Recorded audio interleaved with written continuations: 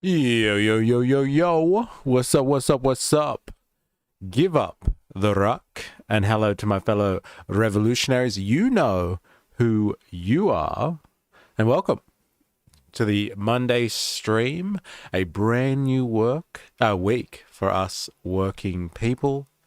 And yeah, we're going to be getting down with the drama, I guess, that's unfolded over the weekend. I don't know how else to call it. It seems to be rather dramatic, all the stuff that's happening at the moment. 4AS in the chat, yo, yo, yo, what's up, what's up? Give up your baseless claims about trans Antifa ideology. Yeah, I know, right? Tell me about it. Love, Jeff, brother, how are you? Hope you are doing well on the rounds today. And yeah, to all of you who are listening to this, I hope you had a good weekend and you were able to graciously escape the clutches of capital. And I hope that has done you well. And you are refreshed and ready to offer your services again to the capitalist class as we exchange our labor time to survive in the system. If that is not you and you've figured out a way to disassociate from the system, dislocate yourself from that type of existence, then congratulations to you. But I hope you keep up the struggle in solidarity. So yeah, this week, I guess we just can't escape the drama that is all of the things that have been happening with the Charlie Kirk shooter. Dun, dun, dun. So like when we left off last week, we were pretty much at the point of which on Friday that we had watched a Sky News media a video, let's say, and the allegations that were coming in from the Australian Sky News American correspondent was that the shooter, their ammunition was inscribed with, as 4AS has put it, trans Antifa ideology. So not scary enough just to be Antifa, but it was trans Antifa coming to get you from under the bed. Now, this was obviously a huge, I guess, point for right-wing discussion. As we know from last week, Trump came out literally the day of, or the day after. I don't know, actually, I can't tell because we're in different time zones here. But within hours, basically, of Charlie Kirk getting shot, and he's doing a presidential address to the nation, and he basically called it. He said, "Look, this is the result of radical left-wing violence. Charlie Kirk has been shot by the left, and this is war, baby. This is absolute war." And so the conversation, yes, was straight off the bat. Look at the insignia on the ammunition. It's obviously some type of radical leftist or something like that. Oh no, trans Antifa. That's the worst kind of Antifa. Tell me about it. Actually, you're the person I want to speak to, Dilemmas. Welcome to the stream today, because I think it was you who kept on bringing up Nick Nuentes. And oh my God, you mentioned Nick like twice last week. I'm pretty sure on the day of it happening, before anyone else was really speaking about this being an issue. And you brought up this how do we say this? This influencer, this very hard right political personality, let's say. You brought him up like twice before anyone else I heard was speaking about this dude.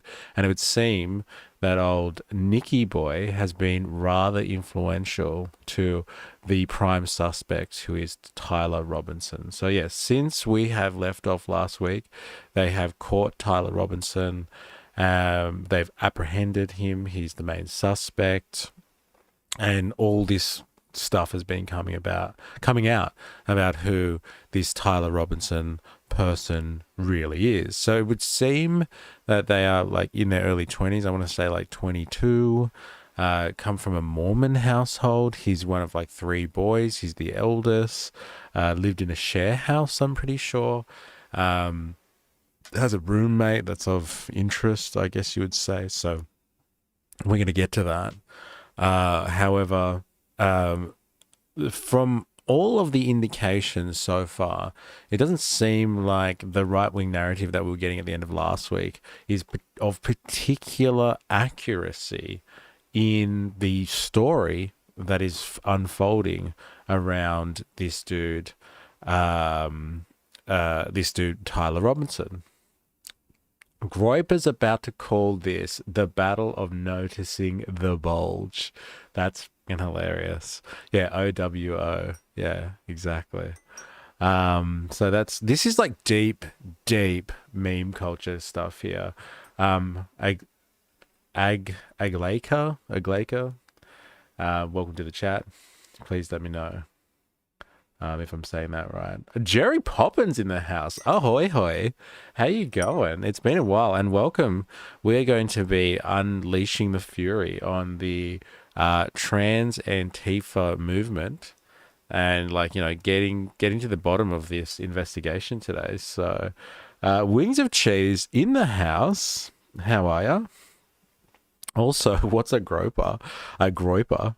A groper apparently is a follower, or of someone who's part of this Nick Fuentes movement. Again, this is the deep and dark underground of like internet / Reddit culture. Okay, this is just as esoteric as you can kind of get when it comes to like things like, you know, OWO and like Battle of the Bulge, like noticing the bulge, OWO. Like it's like, you know, 4chan on steroids.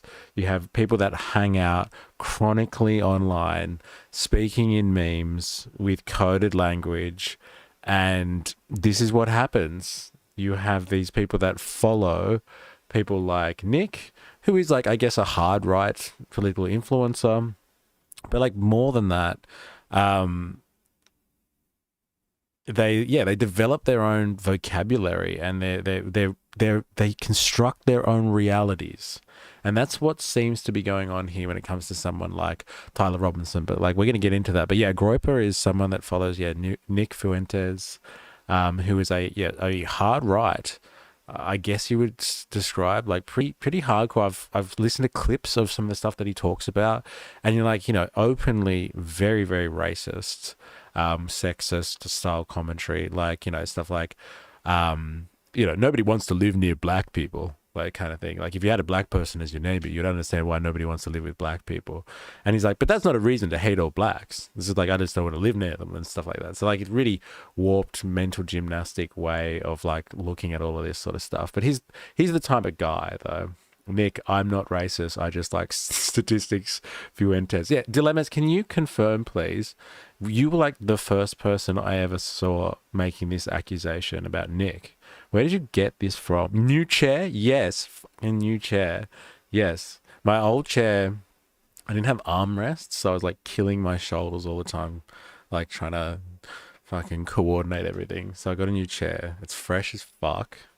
And like the only stuff that works for like what like a streamer's setup is like gaming stuff. So I don't know anything about gaming culture, but I've got a gamer chair now. So I'm officially initiated into the dark underbelly of internet culture. So we're going to have to develop our own language for this stream and for this movement now, so we can get, I don't know, accused. Because like, look, the stuff that's really crazy about this, like why I'm bringing up this idea of like the deep dark chasms of the internet where only really, really initiated and specialized people go to, really esoteric stuff. People go into these little cliques, and like they go in and like they never come out again. They never even touch grass. They construct their own realities and then go and do some pretty crazy shit. Like the reason I'm talking about this, because, you know, this is what we're potentially dealing with here. It's manifested itself in this type of action. College radicalized him. Bro went for a semester, then dropped out and went to trade school. Jerriga's in the house. How you going, Jerriga? I can't see it, but I can just see hand purple blue piece. Wings of Cheese. Thing is, it's like, it's cringy as hell But if you try and make a point, what you're saying will be completely twisted when it gets to the public anyway. Yeah, that's pretty true, isn't it? Your shoulders are pretty jacked. You haven't seen my fucking shoulders. Well, they were because I was like always like, compensating, but now I get to rest and like yeah, it feels nice. Like I've splurged and I spent so much fucking time in this chair. So I thought, treat yourself, Jerry Poppins. I'm gonna do some damage in this chair, so I might as well make it a good one. Thanks for noticing. So, yeah, let's dive into this world of Reddit and like detachment from reality. And sickos, shall we? That's what we intend to do. Trade school radicalized him. Yeah, could you imagine like Fox News people making that call? Like, if you're wondering what this banter in the chat is about, if you're watching this, scratching your head. So really, what's happened is like I guess you would say right-wing media. So your Fox Newses of the world are kind of like, oh, this guy, oh crap, he's just a regular Utah kind of dude, doesn't seem to be associated with the left at all. Oh no, let's find something to talk about. And they're like, apparently he was a quiet kid and like never really spoke about politics, but like what did he do in the last couple of years? Last couple of years he went to college. And apparently the story goes that he was at college for like 1 semester, so like 3 months. And then dropped out and went to trade school. But they're like, see, again, people are being radicalized on college campuses. And like the funniest thing about that is like, it's not like he was going to some type of East Coast school or like he was in California or something like that. He went to Utah Valley. And it's like, come on. I don't think it's the place where you get your most liberal radicalization, if you know what I mean. It's probably not the type of place that's going to turn you into, yes, a hard left, a radical left political activist, I guess you would say. So like they're clutching at straws, the old right-wing media machine. But like it's in the same way that I'm gonna kind of demonstrate today that the left wing has constructed the exact same narrative. They're all singing off of the same song sheet. When I say left wing, I just mean like, democratic shills and grifters that are like, coming up in my YouTube algorithm. They all have the exact same story about Tyler Robinson. They use the exact same sources to present their narratives about this guy being like some 4chan Reddit like douchebag. Beside Fox, would you be right-wing media? Would be the right-wing media machine? Are you saying like beside Fox? Oh, who? Okay, right. Yeah, got it. Well, like I can only talk about Australian sources. So the Australian sources are for me like Sky News. That is a massive component of the right-wing kind of media machine.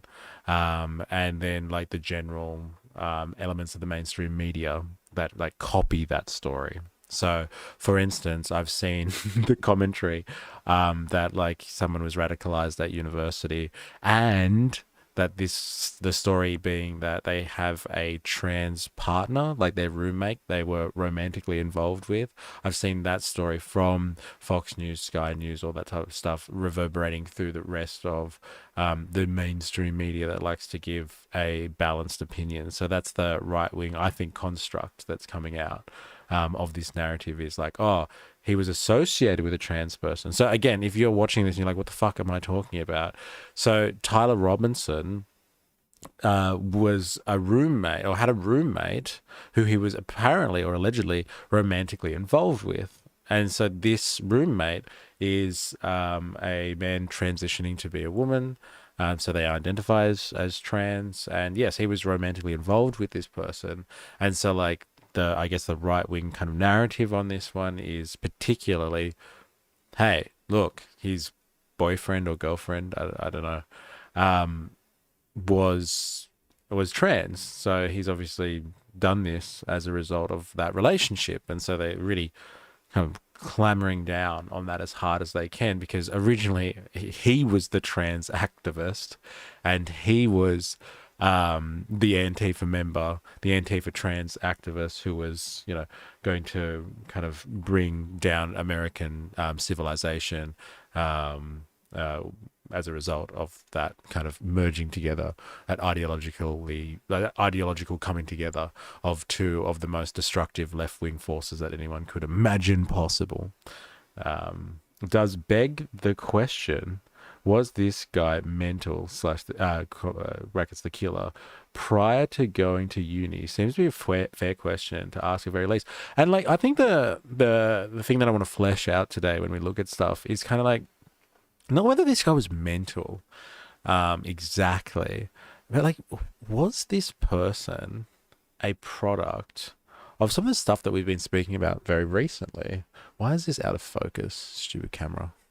Which is what we've been speaking about very recently, which is the effect of social media and like what it can do, not only to collectives, but what it can do to individuals. And like I was saying before, if this person is in the darkest corners of subreddits and Discord servers where they kind of speak in another language that no one can interpret, like the FBI can't understand what this guy's going on about, the media has no idea of deciphering the insignia that is left on ammunition and stuff. Like if they are in like the absolute pits of online culture and developing these kind of deranged theories on the world and like responses to whatever stimulus they're getting from their influencers, like Laura Loomer or Nick Fuentes, who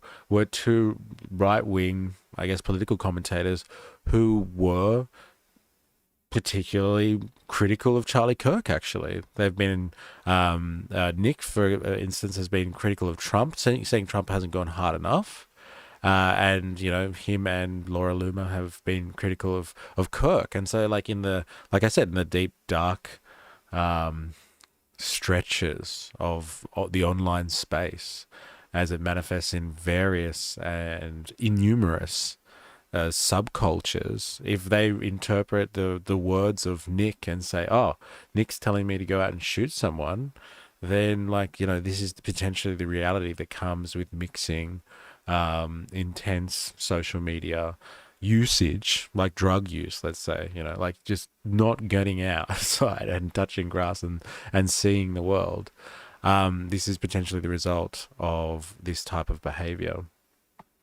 Kirk seemed like the most entry level of right wing, so to target him seems like self-own and doesn't seem like an active, rational person, therefore would, in my opinion, qualify as mental or at least short-sighted. Again, I'm not saying that he's not having some type of mental issue, potentially, or tendency, but I would say that this has been harbored by the sounds of it. Like, look at what he's inscribed potentially, actually. These are all allegations. He's just a suspect at this point. Definitely hasn't admitted to anything, it would seem, to law enforcement. But, like, this is deep online language and meme culture. Meme culture. This is Gen Z. This is how they speak. They speak in memes. This is how the youth communicate. And like, you have to have a good understanding of the depths of whatever subculture this is to be able to put a hat on and say, oh, I definitely understand what's going on here. Maybe this person was convinced by others. Maybe they were maybe this was an effort to impress online persons. They'd be like, oh my God, that guy in Discord, he comes from Utah, doesn't he? And like, Charlie Kirk was just there. Oh my God, maybe he's done this. We were just talking about this the other day. We were just contemplating this the other day. The Christchurch killer was the same, but on the other side of the political spectrum. I'm not sure about that, actually. I'm pretty sure he went and shot up a mosque, so I'm not sure exactly what the intention there was, but I don't know what side of the political spectrum that is. I could harbor a guess, though. Wings of Cheese. Imagine if they found out that it was Bob Catter with a mask getting back at the white supremacists. Yeah, I'm sure Bob Catter, he's the likely suspect after all. Tyler's like, look, you got the wrong guy. It was Bob Catter. And I punch people for saying things like that. Could just be Kirk was the first high-profile speaker to come to that uni. Bloke just wanted to target, perhaps. Yeah, potentially. But again, there seems to be disharmony between the Groypers and the Kirk following in the world. Wings of Cheese Jordan tried to say that he was sick in the head and hid with vague ideology. And look, Jordan's got a great assessment of things from a psychological perspective. Spends a lot of time studying that, and that's generally the mark of these type of political assassinations in the past. It's people that have been kind of, I guess, predisposed to certain afflictions, but again, this is not this is not the 1960s. This isn't JFK. This isn't Martin Luther King here. It would appear that, again, judging from just the evidence that we have, the material evidence that we have, because this guy could not, he's a suspect. He hasn't been charged with anything here. What they have found is they've found what they believe to be the murder weapon, and it's got insignia on it, and it's stuff that no one was able to transcribe. No one was able to translate what the fuck that meant. And so on Friday when we were watching this, the Wall Street Journal was like, oh, we got a source to say that there was Antifa stuff on it because there were 3 downward arrows that the Antifa movement usually uses. But those 3 downward arrows were part of a larger chain of arrows that were supposed to represent some type of online gaming culture meme. And so no one can understand this subculture. And so that's what social media is all about, is, they said it was going to bring everyone together, but it's also allowed people to completely diversify and set up communities in, parasocial or digital relationship to one another. And, the conversation never ends. You never really shut off when you're in an online community because people are coming in from all over. Yeah, it's hell divers. Yeah, so I've heard. Not saying that I understand what the game Helldivers, but it would really seem that there has been some, if not complete, derivation from online community here. The intensification of this situation has happened in an online setting, which is crazy. It was a mosque, then a supermarket, and he only targeted Muslims. He held fire at white people at Christchurch. That is, yeah, I remember people talking about that. But that would typically be seen as more right wing, and the homosexual anti-fascist would be left wing. Fair to say. So I don't know what you mean by that. Hey, would that be typically be seen as more right wing? Not saying it's the correct way to handle it, but at what point do we decide the 2 groups cannot live together and just go full Godzilla, let them fight? As in the two groups, left and right and stuff like that. Yeah, he apparently he did confess to his priest. I heard that as well. But the father was instrumental in that. Apparently he actually confessed to his father. His father saw the footage that was being put up online by the FBI and all that sort of stuff, and was like, fuck, that looks like you. Was it you? And he confessed to his dad. And so him and his dad went to their priest or minister or whatever it is. And then they went, and his dad then turned him in after that, apparently. Nerd point. When you do that, you call a tactical nuclear bomb.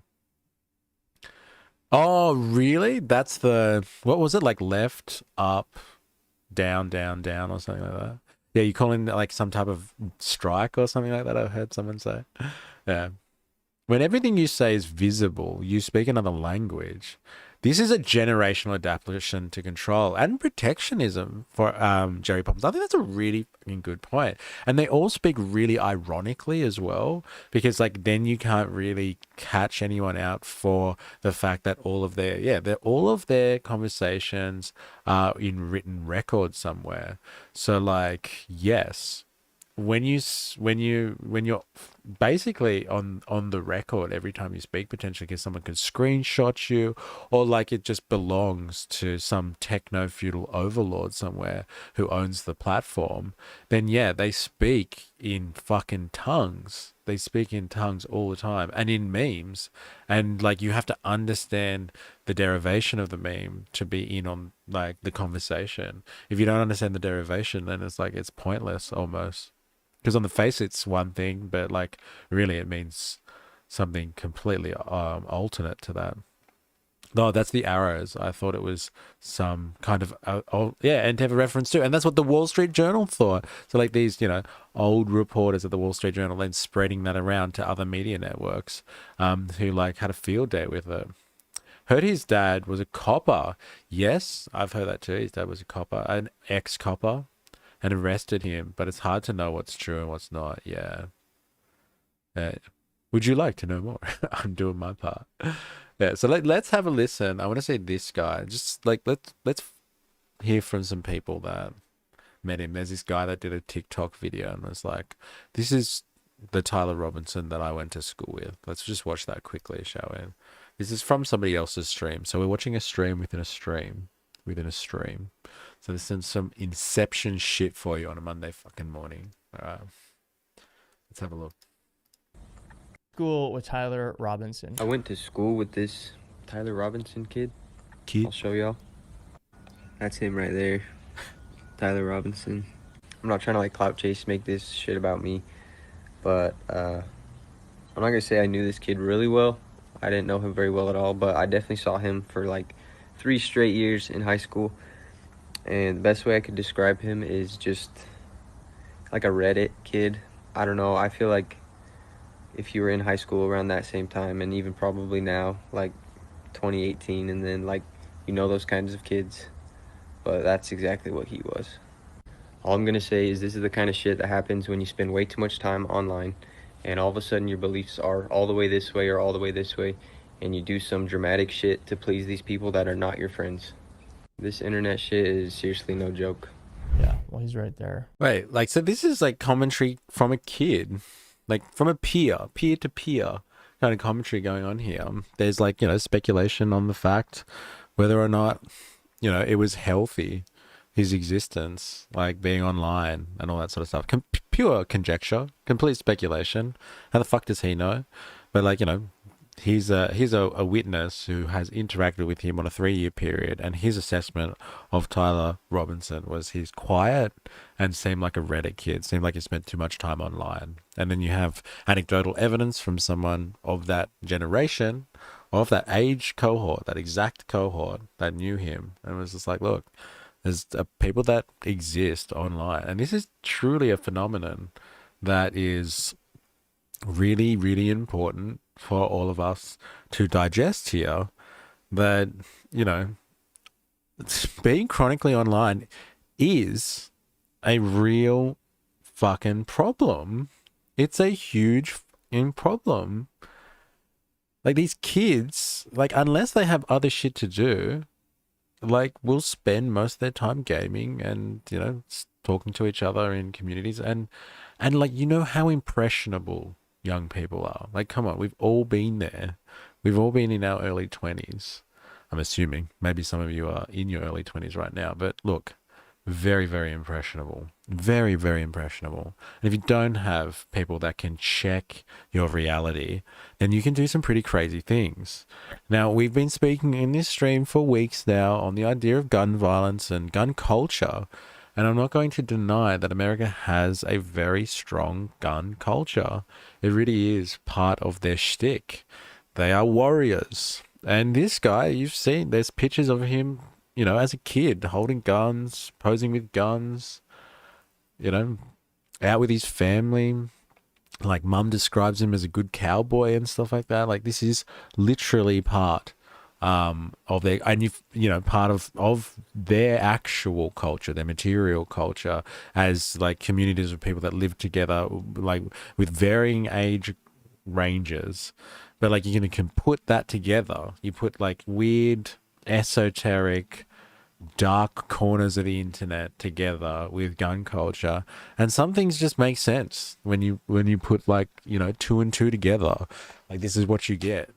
And so like I wouldn't discount that, and that's why it's good to just hear the people as opposed to the left and the right speaking about this one. And we're going to jump to another, like, you know, eyewitness statement on this one. And this one will be interesting, I think, for everyone to say. Squeeb's in the house. Boo. I don't know what I'm saying boo to, but welcome to the chat. Mark Olivero says, has anyone else noticed all the what's your reaction member checking going on from the right to the left? Pretty interesting. What do you mean by member checking going on from the right to the left? I'd actually like to know about. I've been 40 for the least for the last 20 years. Yeah, I know, right? Especially when you hear like the memes and the conversations people have, like, yeah, you feel like you're 40. There's just so many different dialects out there now. Just look at Rampage Jackson's sons. He got goaded by 700 subscribers to almost kill a guy. Oh my God. I bet when the mum called him a good cowboy, she didn't expect that he was going to go full Brokeback Mountain. I understand that reference. That was a scary boo. That was more a scary boo. Okay. Yeah, fair enough. Yeah, it's pretty embedded in America's culture. There was a weapon lobbyist propaganda outlet had an ad for a sniper when they added the vid of Charlie Kirk being murked. No way. That's pretty fucking... That's too soon, man. Even for some of the stuff that we've been doing on this channel. Like, we've shared some memes. But like, that's pretty hardcore. All right, let's have a look at this one. And you guys tell me what you think about this. Because this is I guess, the right-wing kind of take on this. I'm not sure if there's anyone else, any other anecdotes that this Keith Edwards guy has got here. No, it's all just him dribbling on about stuff. No, I don't want to hear that. All right, let's get this. This one's, it's an interesting one. I'll let you decide what you think about it.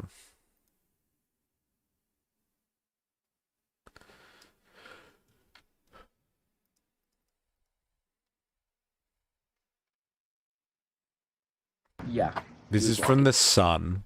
I don't know if you guys know The Sun, but I'm pretty sure this is like UK right-wing media, I guess. All right, let's listen to this. So this is a neighbor, Josh Kemp, neighbor of Tyler Robinson. Yeah, he was walking with him. Were they holding hands? Yeah, they were. So, yeah, they drove off in his car, the Dodge Challenger. The time you saw them or this week? It was about the time I saw them. So Okay, how long ago was that? I would say about 2 weeks ago. And so they looked like they were a couple? Yeah. Yeah. And he was dressed all in black? Yeah, definitely. Mm-hmm. And you thought he was weird? Yeah, I definitely, yeah. What was weird about him? Just the way he walked and just the way I've seen him. I've never seen really anybody dressed all in black with a mask on, and I thought that was just quite weird. For those who've never seen the roommate, describe that person for us. He did have freckles on his face. For the haircut, it was a weird hair. So this kid, this guy, this eyewitness this is the name of the video, okay? It's Charlie Kirk's killer, Tyler Robinson, spotted kissing trans partner 2 weeks before assassination. So this is the story, is like, so Tyler Robinson, like lived with a trans dude, I guess, and like they were kissing one another or spotted kissing each other by this dude. So they were in a romantic relationship, these two roommates, and then, here we go. He's obviously been influenced heavily by trans culture, I'm assuming. That's the connection they're making here, or they're just showing it. They're just showing what this guy's saying about the relationship that Tyler had with his trans roommate. I can't quite. It was kind of a mushroom-shaped one. Yeah, he was. I would say he didn't come out much, but definitely a few other, like just a little bit at a time. There's some published reports out there that this individual, the roommate, may have been transitioning. Did that correlate with what you saw? Yeah, definitely. Okay, so he was going to have an operation to be to turn into a woman. Yeah, and I think he's getting ready for that. Sorry, in what way do you think that? I remember them talking about a doctor's appointment. It was about 2 weeks ago, I would say. And they were kissing? Yeah. Do you know, where did you see them kissing? Just coming out. I was riding with my bike, so I didn't see the whole thing, but yeah, I saw them. And when did you hear them talking about a doctor's appointment?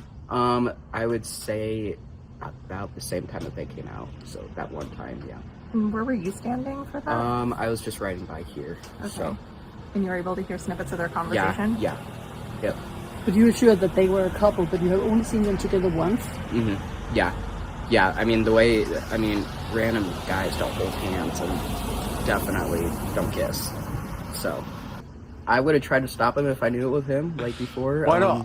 Hey, why not? What's that about? Random guys don't hold hands, they don't kiss. That's how he knows that they're in a relationship. That's some very, very strong speculation there, young man. I definitely do not like the fact that he was living close to me.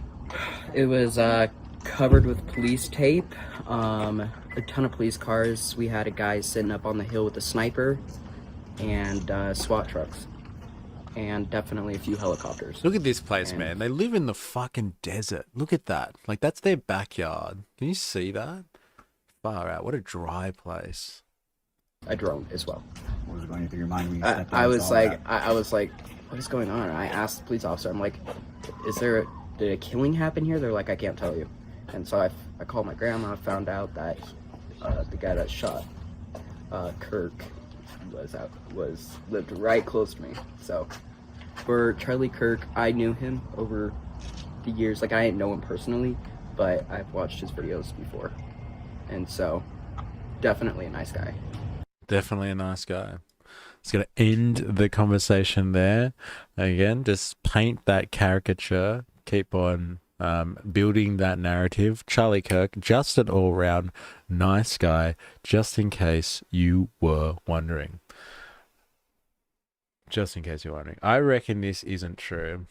It's just people telling people stuff. This doesn't have the editorial... what is that? Did you say STD? Of Sky News, I'm saying. LOL, I love this gossip. This episode of US Bridgerton is lame. Sources suggest the transitioning surgery meant that he could have had a machine gun arm too. Mark says, what I mean is, it's usually left checking in on the right reaction, or lack thereof, or socio-political violence like this. For as unique as their position is supposed to be, faux morale. The right follows the left playbook often enough. Interesting. Someone's sitting in an office somewhere saying, all right, guys, here's the situation. How do we trans? I bet that guy is on the football team and regularly smacks his quarterback's ass. Trying to redirect the conversation from his gun-loving Republican Mormon upbringing, LOL, like all of a sudden he was radicalized to be a sniper assassin because he found love, allegedly. Standards, sorry. Just checking, I've got the right language there. I'm in a butt-thump country town, and there is no member checking here. Everyone is pretty upset about it and really surprised to see the range of people who followed Kirk. Young, old, man, lady, and everyone in between, I'm sure. Jerry Poppins. Yeah, interesting. Very interesting. I guess you have to say. It's such a long bow, like, seriously. Well, like, it's just, like, these are people supposedly that have seen the person, as opposed to listening to the media constantly go on about like what their interpretation of this situation was, which was really shite. Like the first media stuff that we got in terms of interpreting the ammunition that had engravings on it was so off the mark. They just superimposed whatever they thought should be there and put it on there, which was trans Antifa. And now like the Antifa thing's got out the window, but he's got a trans partner. So like that's the big thing now. The big thing is the trans partner. And this is going to show that like the radical left is out of control or something along those lines. Apart from the fact that we have looked here, and I think Voltatov shared this source, and like we're going to share it again. I guess it's important that we should look at this now. But it's like stats on gun violence in America. Where did he put it actually? Maybe he put it in the stream chat. And the conversation really has been, I think, largely around like who's the more violent, like kind of thing. And so, you know, if it's really about like getting it out and measuring it again, like, which seems to be what this is all boiled down to. Like Charlie got popped, and like everyone's just fighting over who's the more violent in terms of their political persuasions. And like when it comes to domestic extremist related killings in the US by perpetrator affiliation for a 9-year period up until 2022, right-wing extremists killing, so politically related stuff here, is 75% and left-wing is 4%. The next biggest frontrunner after the right-wing are the Islamists. So like it's the right versus everybody else at the moment on this chart. 75%. 75% of political violence, which is what the conversation has really come down to. It's just like, who's responsible for this political violence, and people calling it political assassination. See, figures prove that the left is killing people with guns. And that's what it does show that. It does show that like 4% of lefties, it would seem, are pretty fucking scary people. Whereas like 75% of those people are, you know, sorry, 4% of people that have taken matters into their own hands and decided to kill people, 4% of those can be attributed to the left on this. Like 20% though, Islamist extremism, which is part of the reason why the right gets pretty extreme. They want to get rid of, I guess, the Islamic extremism out there, but like they're doing a really good job of getting rid of it because they're outdoing it, it would seem, which is a very, very interesting play if you think about it. Yeah, but the lefties do it with a dress on. That's so good. Yeah, that seems to be the conversation right now. It's coming down to, you know, was this guy, despite the fact, again, that he grew up a Republican, like in a Republican stronghold state, in a Republican family, like, and, you know, he's grown up with a culture of owning and using guns. Like there's pictures of him, you know, with some pretty impressive weaponry for a foreigner like me. But like, you know, like, is this attributable to the left? Because that's the conversation that is happening. Like, again, I was shocked, like absolutely shocked how quickly Trump came out with that presidential address and was just like, the left's done it. They've done it again. Like, you know, it's the radical left. They're responsible for all the violence in this country, and like no evidence. They didn't even have a suspect at that point. They were scrambling. And remember, this is one of the funniest parts about all of this. And you have to find some humor in it where you can get it. The funniest part about this is the FBI were completely fucking useless. Like the FBI and local law enforcement had nothing. They couldn't find this guy. He was turned over apparently halfway between, depending on the stories that you listen to, halfway between this trans partner and his father. So like people that were close to him turned him into the police. The FBI had fucking nothing. They couldn't do anything. They were completely impotent in all of this, which is really interesting to think about. That 4% is Luigi, because the left's numbers are low. Those are rookie numbers. I attribute this entire pie graph to mental health. Yeah, well, that's the conversation that we are partaking on today. So I wonder if it is mental health related or not. We will find out, I guess. Depends where the conversation goes.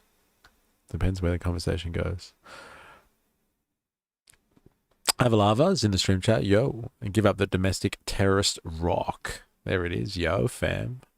Good to have you, Avalava. I'm fairly certain that the FBI has done recent reports that the most dangerous thing to the US's national security is domestic terrorism.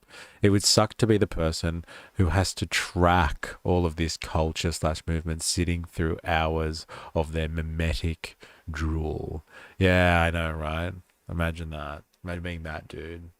Being the expert, writing your PhD in like some weird subreddit cultures, memes, and how that ended up potentially affecting this investigation. The assassination of Charlie Kirk, which has been completely like devoid or like dislocated from the real thing. Like Charlie Kirk has now become a martyr. Like it's over. Like this is not about Charlie Kirk anymore.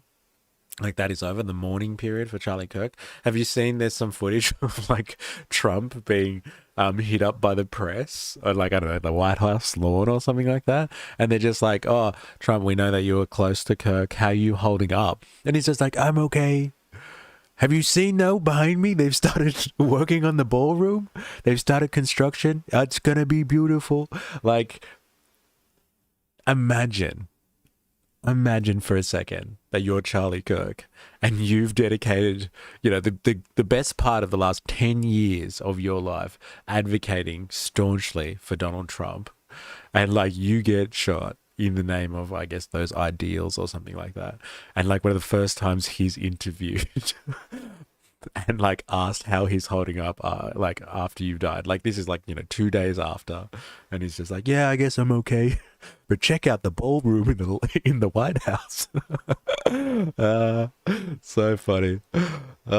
Classic Trump. I don't know, like I guess I can try and find it.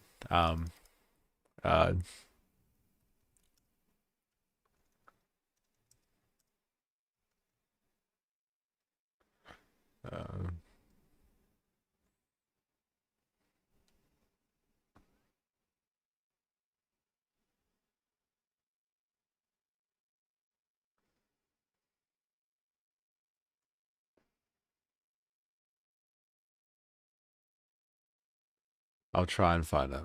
Let's see if I can get an actual YouTube link on it.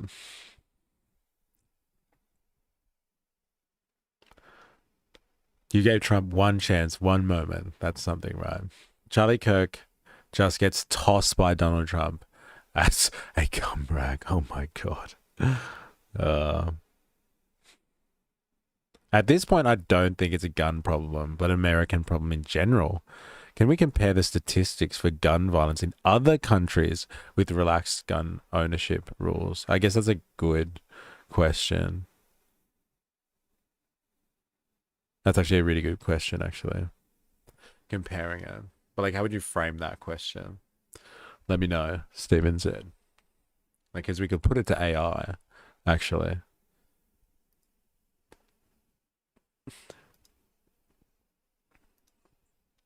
Are there any other countries that have gun laws like the United States of America?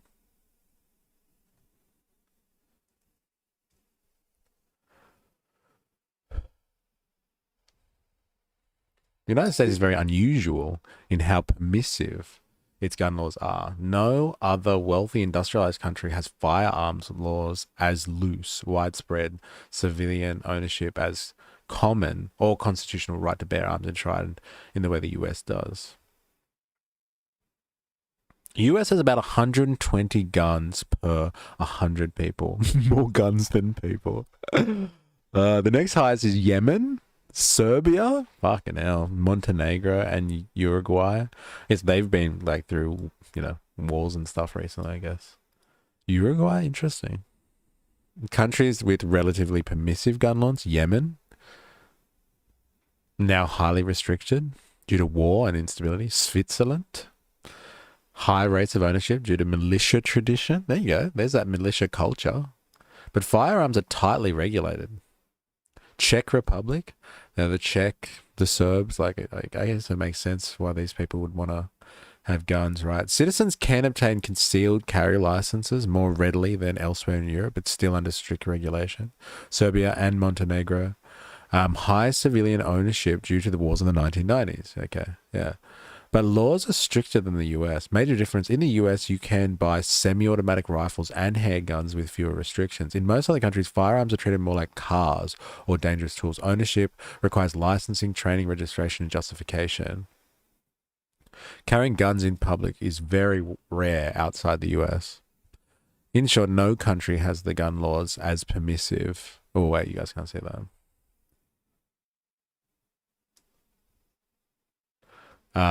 Permissive as and protected as the United States. So like we're talking about Yemen, Serbia, and Switzerland come close. Like that's not where I would have thought of. Mass shootings in Serbia versus America per capita. I like this rabbit hole, Stephen said. I like this rabbit hole. This is an interesting one. Line of inquiry here. Can you find some stats with sources on gun violence or mass shootings specifically in Yemen, Serbia, or Switzerland? Can you then compare that to the US? Thank you. Remember to be polite to your AI, okay? Because AI will control the world soon. And we got to teach it to be polite, because if it likes humans, it won't wipe us out. Just remember that. Just remember that.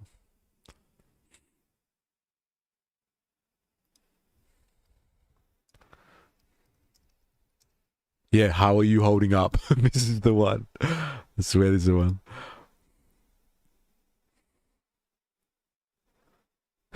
My condolences to you, sir.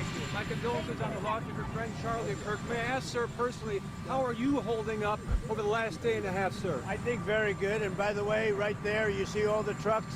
They've just started construction of the new ballroom for the White House, which is something they've been trying to get, as you know, for about 150 years. And it's going to be a beauty. It'll be an absolutely magnificent structure.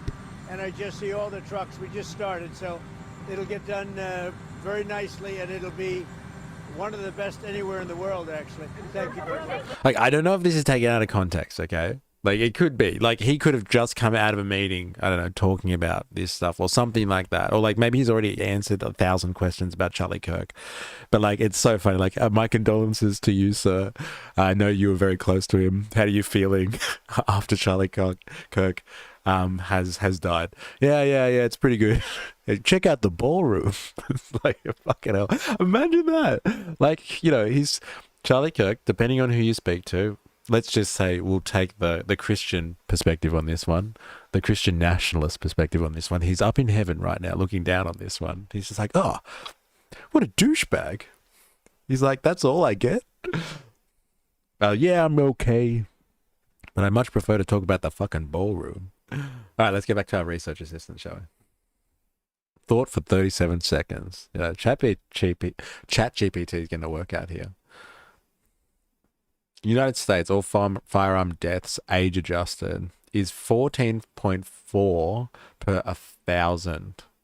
Source CDC. Firearm homicide rates 6.63 per 100,000. 2021. CDC's source here. Mass shootings. By most measures, the US has far more public mass shooting incidents and deaths than other wealthy countries. Okay, fine. Switzerland, homicide rate. 0.137 per 100,000. Firearm homicide rate. And the American one was 6.63 per 100,000. Total gunshot death estimate, study regional comparison, 3.8 per 100,000. All firearm deaths was 14.4 per 100,000. This is the 3.8 per 100,000. Serbia, all homicides, total, not firearm only, 1.06 per 100,000. This is Serbia, all homicides, 1.6 per 100,000. In America, 14.4 per 100,000, and that's just attributed to firearms. Sorry. Firearm homicide rate is 6.3. Sorry, 6.63 per 100,000. That's interesting, I guess. Mass shootings and illicit guns. The Western Balkans have recently experienced several high-profile mass shootings and have persistent problem with illicit small arms from the 1990s conflict. So basically, because of the war, they've still got people like who are paramilitaries out there running around, I would say. That increases the risks of episodic mass casualty events, even though national firearm homicide rates are far below the US. Yemen, conflict zone, no direct comparable to civilian context. Armed violence, civilian casualties, 2,500 civilian casualties from armed violence reported in 2021. Quick comparison. The US has 4 to 6.6 per 100,000 K. This is firearm homicide rate. 4 to 6.6 per 100K. It's much higher than Switzerland, which is 0.14 per 100K, and higher than Serbia's firearm share of homicides. Total firearm death, 14.4 per 100K in the US.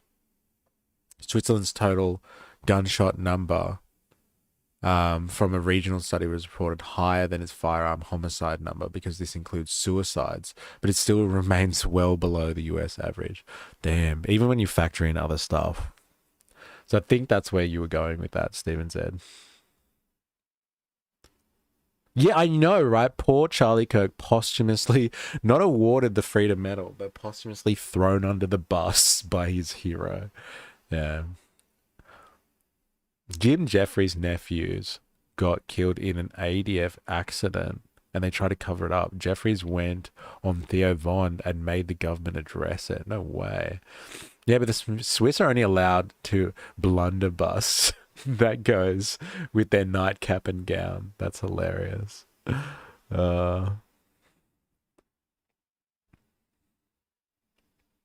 Charlie Kirk starts trying to get a bunch, if angels, to become Antifa protesters in heaven because he's pissed with Trump. Did you look at the Israeli theories floating about in regards to Charlie Boy's early exit? No, tell me more. Jerry Poppins, please. Ask ChatGPT for the top 5 countries in firearm homicide death. Okay. What are the 5 top countries for firearm homicide death? And please compare them to the US.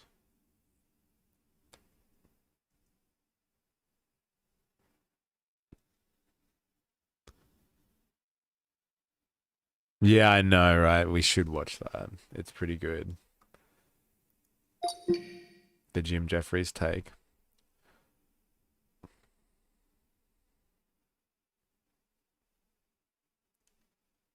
So based on the UN, ODC, our world data, other sources, these are among the countries the highest report of firearm homicide rates. Venezuela, El Salvador, Mexico, Brazil, Jamaica. Firearm homicide rate in the US is around 4 to 6 per 100,000. When you include all deaths, suicides, accidents, etc., the US total firearm mortality rate is over 10 per 100,000.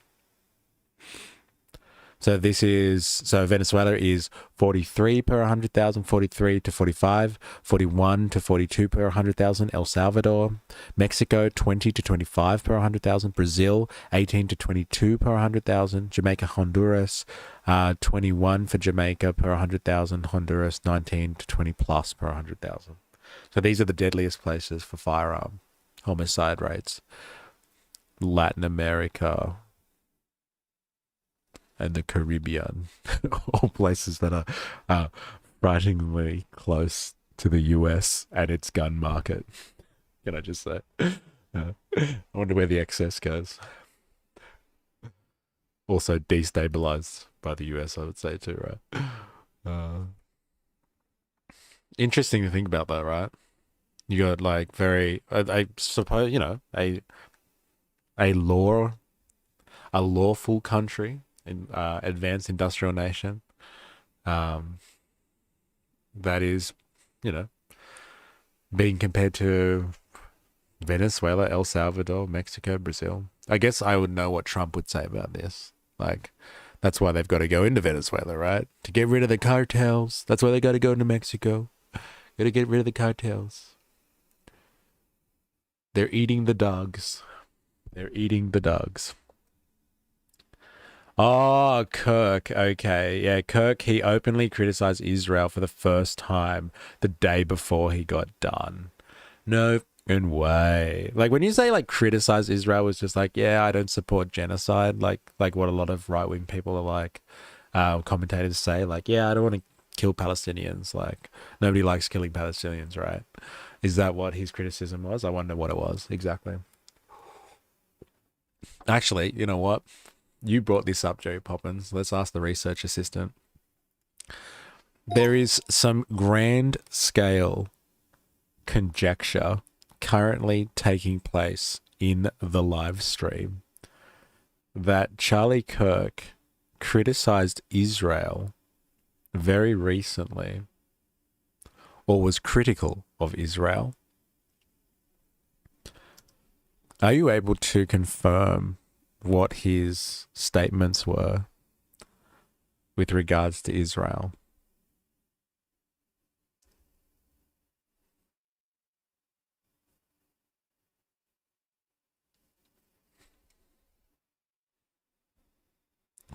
Said recently with sources. There you go. Jerry Poppins. On starvation in Gaza. Kirk has publicly said that Israel is not starving Gazans. Shared a video to support that claim. On free speech and punishment of critics of Israel, Kirk criticized the US ambassador to Israel, David Friedman, who had advocated for harsh responses, including deportation, imprisonment, towards critics of Israel.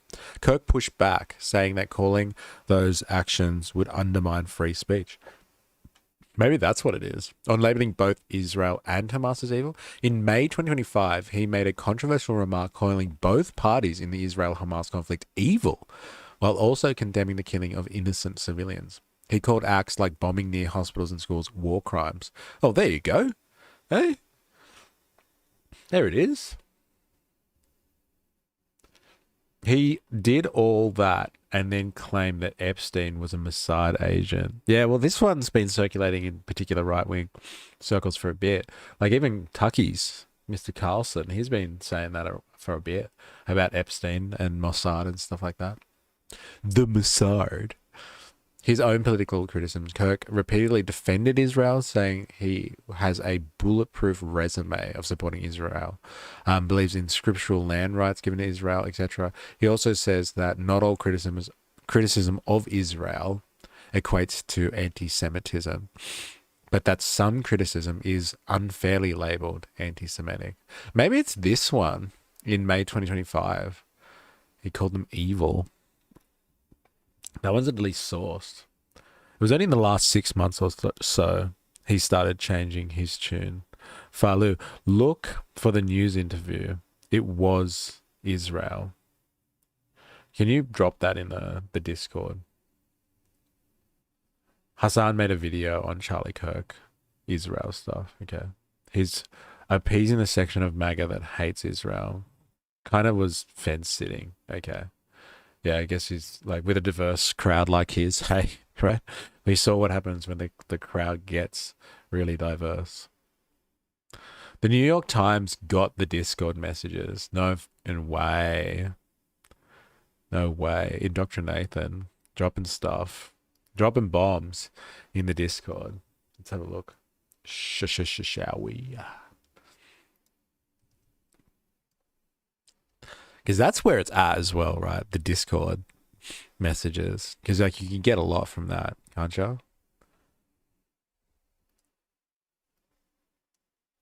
I can't get over this guy, seriously. By the way, have you seen the White House ballroom? We've been waiting 150 years for that. Don't worry about Charlie Kirk. He can wait. He's not going anywhere. Savage, bro. Savage. Classic Trump. All right, here it is. After Kirk's killing, suspect joked that his doppelganger did it. Before he was arrested on suspicion of carrying out the assassination, 22-year-old, there you go, Tyler Robinson sent friends messages showing that he was closely following the news about the killing. As, like, basically the entire fucking Western world has, let's just say. They got it from one of the kids in the chats. He's a Christian Zionist or a Zionist and evangelicus, apparently, according to Hassan. Essentially fundamentalist Christians, but believe Jesus will only be resurrected if Israel expands G words.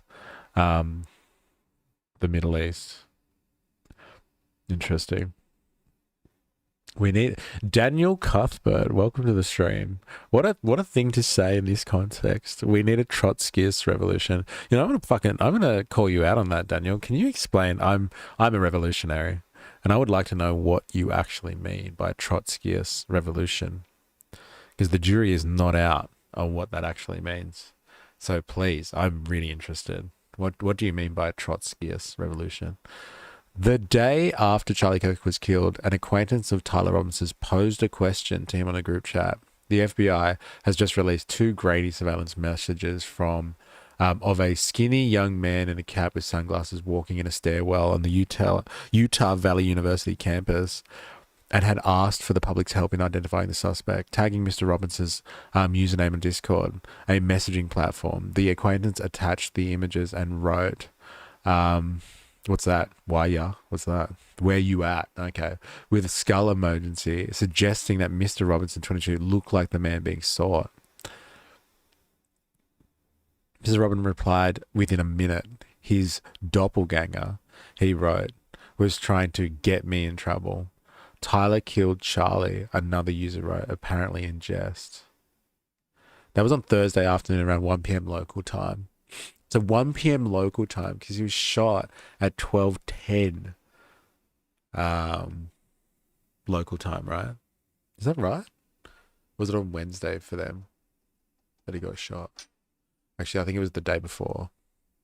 That was not until later that night, nearly 34 hours after the shooting, that Mr. Robinson was arrested on suspicion of carrying out the assassination of Mr. Kirk 31. Is that all they have? Come on. The Discord messages were the clearest glimpse yet of the suspect's demeanor in the hours after the killing. They were shared in the New York Times by someone who knew Mr. Robinson in high school and has kept up with him in a group chat, which includes about 20 people, but said he had not seen Mr. Robinson in person for several years. He spoke on the condition that his name not be used, fearing harassment for being an acquaintance of the suspect. The Times independently verified that the person who shared the screenshots attended high school with Mr. Robinson and found other indications that they knew one another. The screenshots were shared at the request of the Times. Discord declined to confirm Mr. Robinson's username, but it matches several other accounts that he used elsewhere online. The messages do not shed light on the possible motivation for the shooting, which has been fiercely debated by people trying to ascribe blame to a political side. A police officer wrote in an affidavit that Mr. Robinson had recently discussed Mr. Kirk's upcoming event in Utah with a family member, and that the two had talked about why they didn't like him. Yeah, that's the report I've heard as well, that the family, so the Robinson family, as God-fearing Utah Republicans of a MAGA bent, actually were not too big of a fan of, like they weren't big fans, let's say, of Charlie Kirk, apparently. People who knew Mr. Robinson over the years said that he was extremely intelligent, followed current events, and spent much of his time online or playing video games. See, again, this is like This is the accounts from people that knew him. He just spends his time all the time online. He was registered to vote, but not affiliated with a political party, and appeared to have never voted in an election. His parents are both registered Republicans. Governor Spencer Cox, this guy, said in a television interview that Mr. Robinson had a leftist ideology, but he also cautioned that it could take time for an exact motivation to emerge. After Mr. Robinson joked that the gunman was his lookalike, another user suggested that the group could turn Mr. Robinson in and get a 100,000K reward for the FBI was offering. It sounds like any group chat that a bunch of dudes are hanging out in, right? Hey man, if we could just turn you in and get $100,000. Only if I get a cut.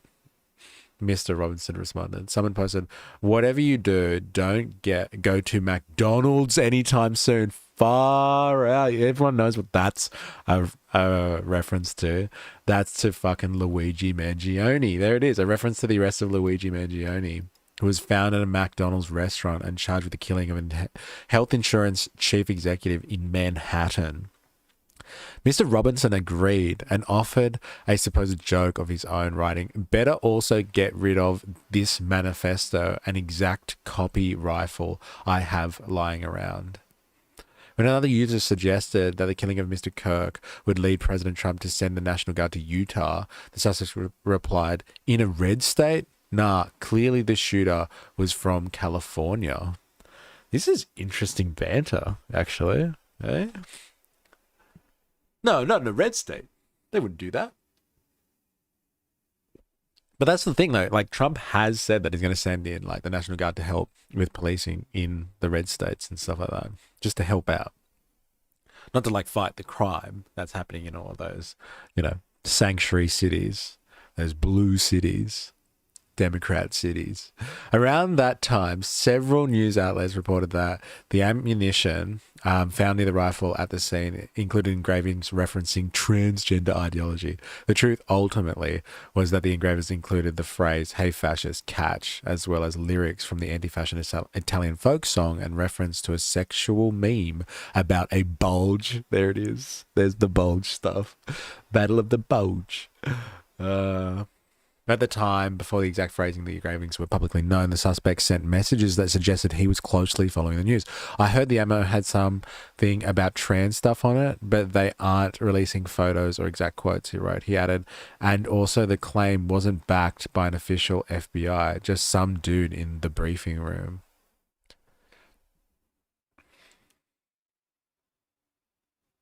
Interesting. At one point, he joked in a message, I'm actually Charlie Kirk. Wanted to get out of politics, so I faked my death. Now I can live out my dream life in Kansas.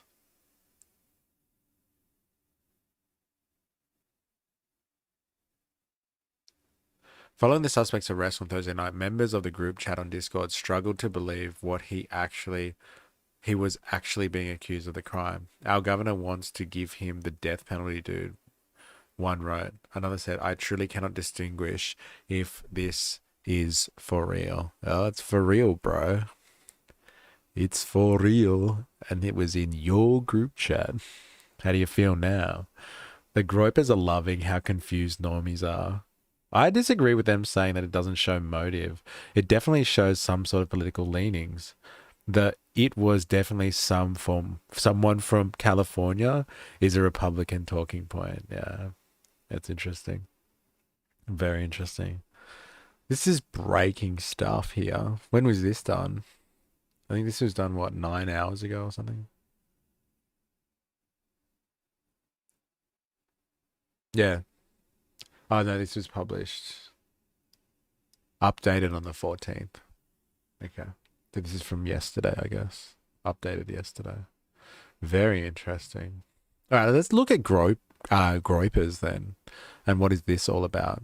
So this is from Vanity Fair.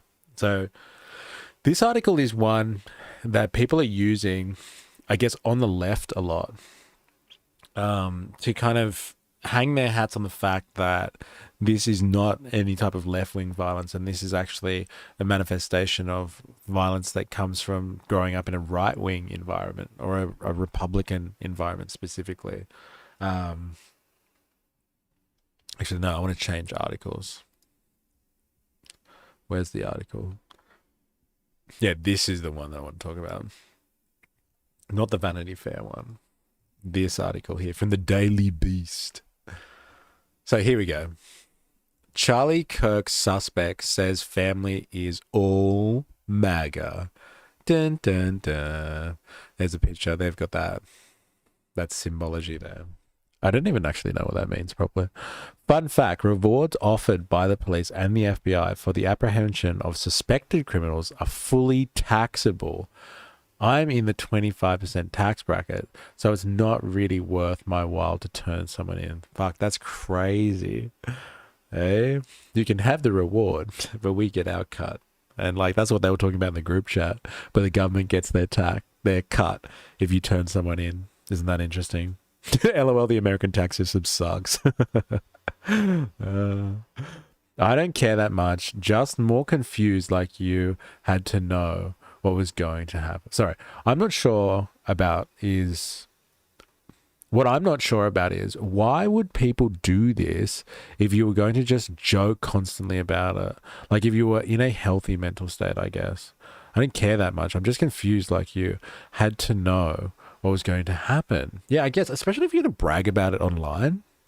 Like you would think that kind of people that are so into like their, I guess, military culture, and like understanding the ins and outs of like fighting against the state, because that's why Americans, I guess, want arms, right? The right to bear arms is about fighting against the tyrannical state. And like if you were, you know, living in a world where you were worried that the government was going to come and take your rights away, that's why you had guns. Like I'm assuming you also know about like how to evade being captured by the state. And so it's interesting how like, you know, you just go and laugh about it online. But like this is, again, like I talked about this like an hour ago now, like young people are really impressionable. And like if you're living in a world where you're online, you're gaming all the time and you're talking to certain people in like Reddit forums and stuff, and you have like esoteric outlook on the world, where even if you are like inclined to being more of a right-wing political persuasion, but like your particular influencer or whatever that you look at, like Nick Fuentes or Laura Loomer, are critical of Charlie Kirk, and they don't like what he says, and like, you know, killing Kirk will help radicalize Trump's agenda even more, then maybe you think that you're like helping everybody out and you're doing everyone a favor by doing this, because again, you never touch grass anyway. You never go outside and like get reality checked by anyone but your little community. And so like, and young people are really fucking impressionable, one, but they're really motivated too, because like they kind of have this audacious element to them, because like they don't know any better. So like someone tells them to do something, or like someone insinuates something through ironic meme culture, and they're just like, fuck, that's a great idea, and like they just go and do it. That's why, like, you know, that's why people send the young men off to war, because, you know, they like glory. They want to make a name for themselves. They're ambitious, but like they don't really know enough about like how the world really works. And so like, you know, they will go out and do extreme things. Like that's what young men are kind of prone to doing. They have lower risk assessment capabilities than other adults, like more mature adults and even women. And so like, you know, these are the like 22-year-olds. These are the ones that will just go out and do stuff.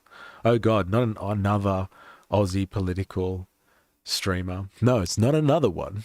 No, I'm the only one. So remember that. Han Fixer, Cabalin. I'm the only one. And how do you even know I'm Aussie? How would you know? Eh? Do you reckon you know the accent? You'll find out soon, I'm sure. So yeah, this is one of the sources that I've seen like multiple like left-wing commentators, mostly like I guess you would say Democrat shills, that are sourcing this one over and over again. They're like, go and have a look at the Daily Beast on this one. Charlie Kirk's, the shooter's grandmother says the family's all MAGA. So go and check it out. So like, let's have a look and see what they're hanging their hat on with this one. Tyler Robinson, 22, the man arrested in connection with the assassination of conservative activist Charlie Kirk, comes from a MAGA family. His grandmother has revealed. Dun, dun, dun. When was this published? 13th of September as well. Okay. Although MAGA figureheads have been quick to point fingers to the left for Charlie Kirk's death, Tyler's grandmother, Debbie Robinson, 69, insisted that they come from a family of Trump supporters. She spoke with the Daily Mail on Friday after news of Robinson's arrest broke. My son, his dad, is a Republican for Trump, Debbie told the outlet. Most of my family members are Republican. I don't know any single one who is a Democrat. According to the outlet, Robinson's father, Matt, 48, was the one to turn Tyler into the authorities after he confessed to the grisly crime. Debbie has not been able to get in touch with her son since the news of his grandson's arrest went public. Pretty crazy. I'm just so confused, Debbie said at her grandson's arrest. Tyler is the shyest person, she said. He has never, ever spoke about politics to me at all. Like, I guess a lot of people don't speak to their grandparents about politics, right? But, like, here it is. Again, this corroborates with that guy that we saw talking on TikTok. Shy person. Very reserved. Like, again, these people are coming out, like, emerging from the depths of the internet at some point. And then, like, they come out and they start doing extreme stuff, right? If you were a Kiwi, there would be a sheep in your lap. Like, you can't even see my lap. Hey, there is a fucking sheep in my lap. How dare you? You've offended the sheep. You certainly don't look Aussie, you bloody ethnic streamers these days. Excuse me. I'm as Aussie as you get, bro. For a hot second, I thought he was going to call you a British political streamer. I know. What's this guy? British Vosh? British, isn't it? According to public records, Robinson's parents are both registered Republicans. His mother, yeah, we've heard about this. I want to hear what the grandmother has to say, though. A Facebook post made by Amber Robinson describes one of Tyler's brothers as, brothers. I take it back. We talked about him being a cowboy or something like that. It's not him. It's one of the brothers being a cowboy. Happy 16th birthday to my... He's a leather-working, gun-totting, cowboy-loving, brilliant kid. He has so many talents, and it's been so fun to watch them develop. There's your cowboy culture. Fair enough. Fishing, shooting. Yeah. So good. Tyler is registered as an unaffiliated voter. Any more quotes from the grandmother, though?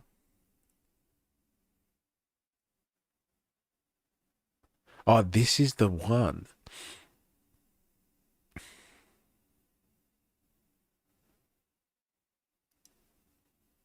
The rifle was determined to be a Mauser Model 98 30-06 caliber bolt-action rifle. The rifle had a scope mounted on top of it. Investigators noted inscriptions that had been engraved on casings found with the rifle. Inscriptions on a fired casing read, "Notices, bulges, capital OWO, what's this, question mark." Inscriptions on the 3 unfired casings read, "Hey fascist, exclamation point, catch, exclamation point." Up arrow symbol, right arrow and symbol, and 3 down arrow symbols. A second unfired casing read, "Oh Bella Chow, Bella Chow, Bella Chow, Chow Chow." And a third unfired casing read, "If you read this, you are gay." Like, this is just all meme culture. If you read this, you are gay. Like, seriously. Like, you know, you can't make this shit up. LMAO. We are indebted to law enforcement across the state who has worked seamlessly together, local law enforcement, state law enforcement, and our federal partners with the Federal Bureau of Investigation. We're grateful for everyone who worked together in such a short amount of time to find this person and to bring justice. I want to thank the public who has been so engaged, reviewing. This is Cox, right? This is the governor. Cox shared that Robinson's roommate had handed in incriminating Discord messages in which Tyler stated specifics about the bullet engravings and details about the rifle's hidden location. So this is the roommate. This is like the evil trans person that has like obviously influenced Tyler negatively and turned him into a radical left extremist. They're the one that is actually working with police at the moment. To help understand the situation. It's interesting. So there you go. So again, I know it's all anecdotal, but anecdotal evidence from, or quoted anyway, from from Tyler's grandmother, you know, comes from a strong Republican upbringing, that kind of thing, you know. He's a good Republican boy, for the most part. Hearing this official read out the last casing is actually hilarious. Fuck, it's horrific. But it's so funny. I know, right? Like when they get so official and he's like exclamation point. When they get all official. About reading out basically memes, really. Interesting. So like I'm going to take us in a completely different direction now. And we're going to watch something because I thought this was interesting because I don't know really how you would say whether or not this is affiliated with one side or another. Where is it? Oh, actually first, let's go to this one. So this is the meme stuff. This is an analysis of this meme culture, which like helped me kind of understand where it was going and like a little bit more about it. So here is what was written on them. Okay, so one read, notices bulges, OWO. What's this? Unfired cartridges in the magazine said, can you guys read that? Yeah, you can. Hey, fascist catch, followed by 5 arrow symbols, 1 up, 1 right, 3 down. So that's apparently, as people have been saying, that's a command in the game to drop bombs or get a strike to come in. And 2 others read, oh, Bella, Ciao Bella, Ciao Bella, Ciao Bella, Ciao Ciao, which is a anti-fascist song from apparently like World War II, but it's also supposedly in gaming culture as well. And if you read this, you are gay, laughing my ass off. Photographs and ammunition have not been made public, and it's possible that there are minor discrepancies in a pronunciation. Okay, so here we go. The OWO casing, for instance, appears to be referencing a popular meme, making fun of furry culture. Let's have a look at that. Know your meme. Here we go. This is what it looks like. This is an example of this, of like memeing about furry culture, right? Hey, you're a cutie. Flops beside you and nuzzles like gross dude dressed as furry behind the screen. Another gross dude behind the screen. Nuzzles you back and pounces on you and notices your bulge. Oh, what's this? Notices your bulge. That's the thing that we were talking about before. I think Dr. Nathan was bringing that up. So like this is the furry culture stuff. So like they're obviously ripping on this type of culture, I guess, unless Tyler is a furry or something. Me glomps my patient's depression. Me as a furry therapist glomps my patient's depression. Me notices abandonment issues ingrained in their subconscious. OWO. Ooh, what's this? As in like the bulge thing again. It's about noticing bulges. in people that are like awkwardly turned on by things, apparently. This is the culture. These are the references. Furries. This is a mystery stream. Where we're going down a rabbit hole today. You know, down lots of rabbit holes recently, but like this is where it is. LOL, dude, you should read it officially. Okay, fair enough. Exclamation point. Oh, what's this? Question mark. Check out that bulge. All right, so that's the furry thing. I can't believe we're going here. The combination of arrows found in another matches the combination of buttons players use to call in a bomb strike in the video game Helldivers 2, a Starship Troopers style parody of a fascist interstellar empire. The Italian words are lyrics to Bella Ciao, an anti-fashion Italian folk song that was prominently featured in the Netflix series Money Heist. And the last phrase appears to be little more of a joke meant to antagonize or troll the reader. And so, like, that's the, if you're reading this, you're gay, LMO. That's what it is. It's potentially just a troll. If you're reading this ammunition, FBI investigator, you're gay. Got you, dickhead. So good. Like, that's what it is. If you're reading this, you're gay. Like, that's as deep as this shit gets. This is what a 22-year-old is doing. This is the point I'm trying to make throughout this stream. Can we just fucking remember this guy he's basically a child, okay? He's like 4 years away from being considered a minor. Honestly. I'm sure sociologists would really have a field day with all of this. I wonder if there's any already serious literature about it, right? Yeah? Can you imagine writing your fucking, like, PhD on, like, Reddit cultures and stuff like that? My God. All sorts of young adults are familiar with the culture of video games, Twitch streamers, and YouTube speaking a language completely foreign to those who do not spend as much time online. Is that language inherently sinister? No, more than, say, Skibbity Toilet, a series of crude animated shorts about toilets from which talking heads emerge. There's a movie in the works. None of the phrases Robinson allegedly wrote are known code words for anything nefarious. They signal little beyond a connection to a contextless internet where memes take on a life of their own and are used by the benign and malignant alike.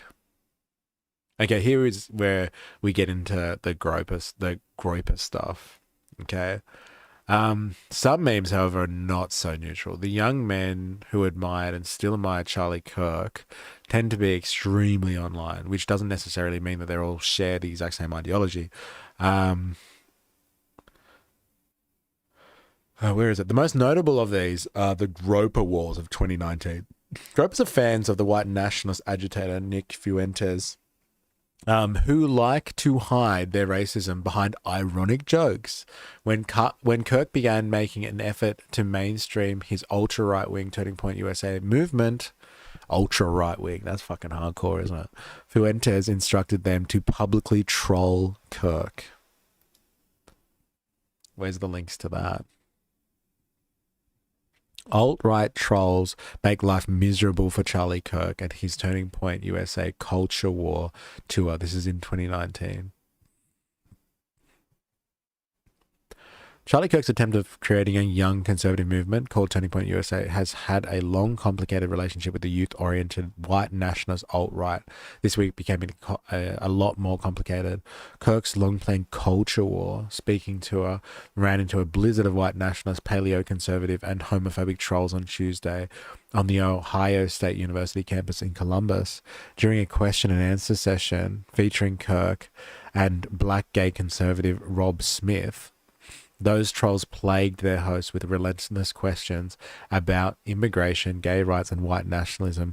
They clearly demonstrated that Kirk's attempts to separate his would-be youth movement from the alt-right are not working. One question I ask, how does anal sex help us win the culture war? Another asks, can you prove that our white European ideals will be maintained if the country is no longer made of European descendants? So they just get up and troll. Alt-right troll mocks Kirk. Let's have a listen. It doesn't work. Fuck you. Of course it doesn't. No embedded link. Boo. So, like, is this related? I need to find out who this Nick bloke is. He keeps being mentioned, yes. And I keep asking. Dilemmas was the first to know about this. Dilemmas, you've got to tell me, please. Unless I missed your messages. How did you find out about Nick? Because, like, you were the first person I ever heard talking about this. Like on the same day, I felt like you were saying stuff about Nick. A Facebook photo in which Robinson appears to reference a Groyper meme has led to speculation that Kirk's killing may have been an outgrowth of these intra-far-right skirmishes. But another feature of modern far-right is an embrace of the post-truth huckster.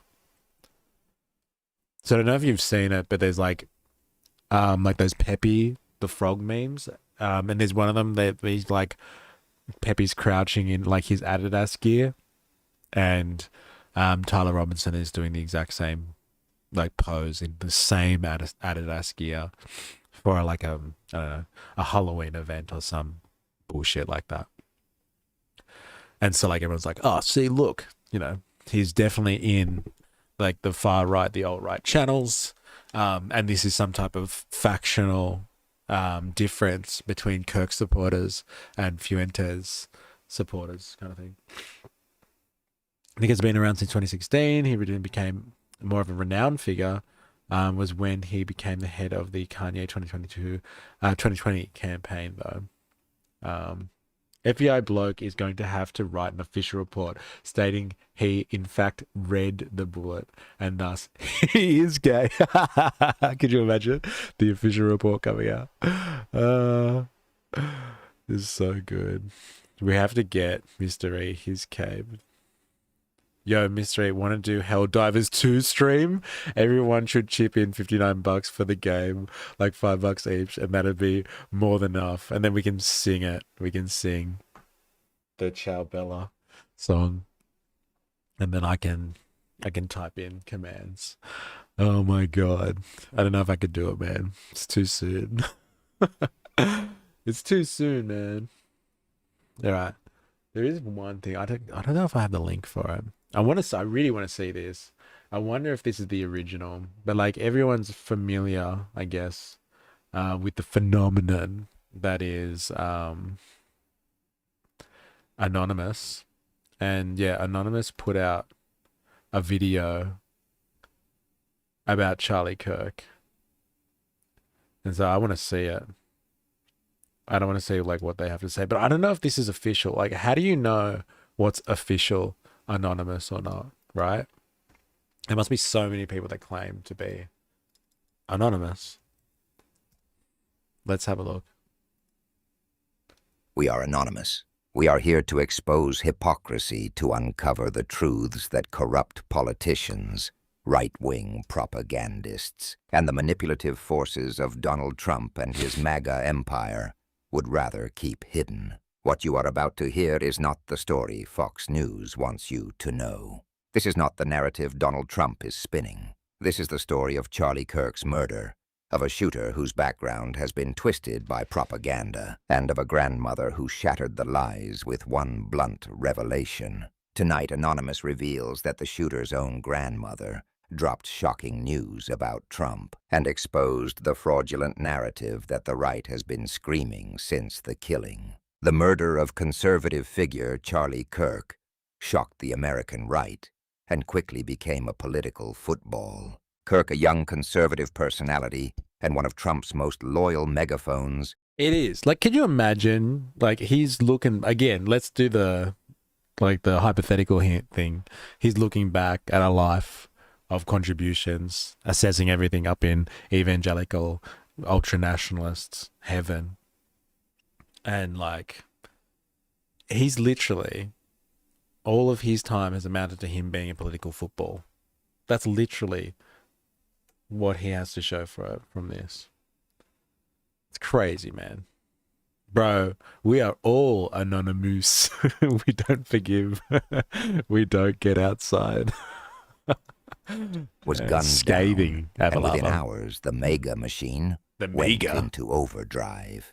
Trump himself stepped in front of cameras to declare that this was the work of the radical left. He called progressives lunatics, insisted America was under siege from anti-fascists, and that his movement, his America, was under attack. He didn't pause, he didn't wait for evidence, he didn't care about facts.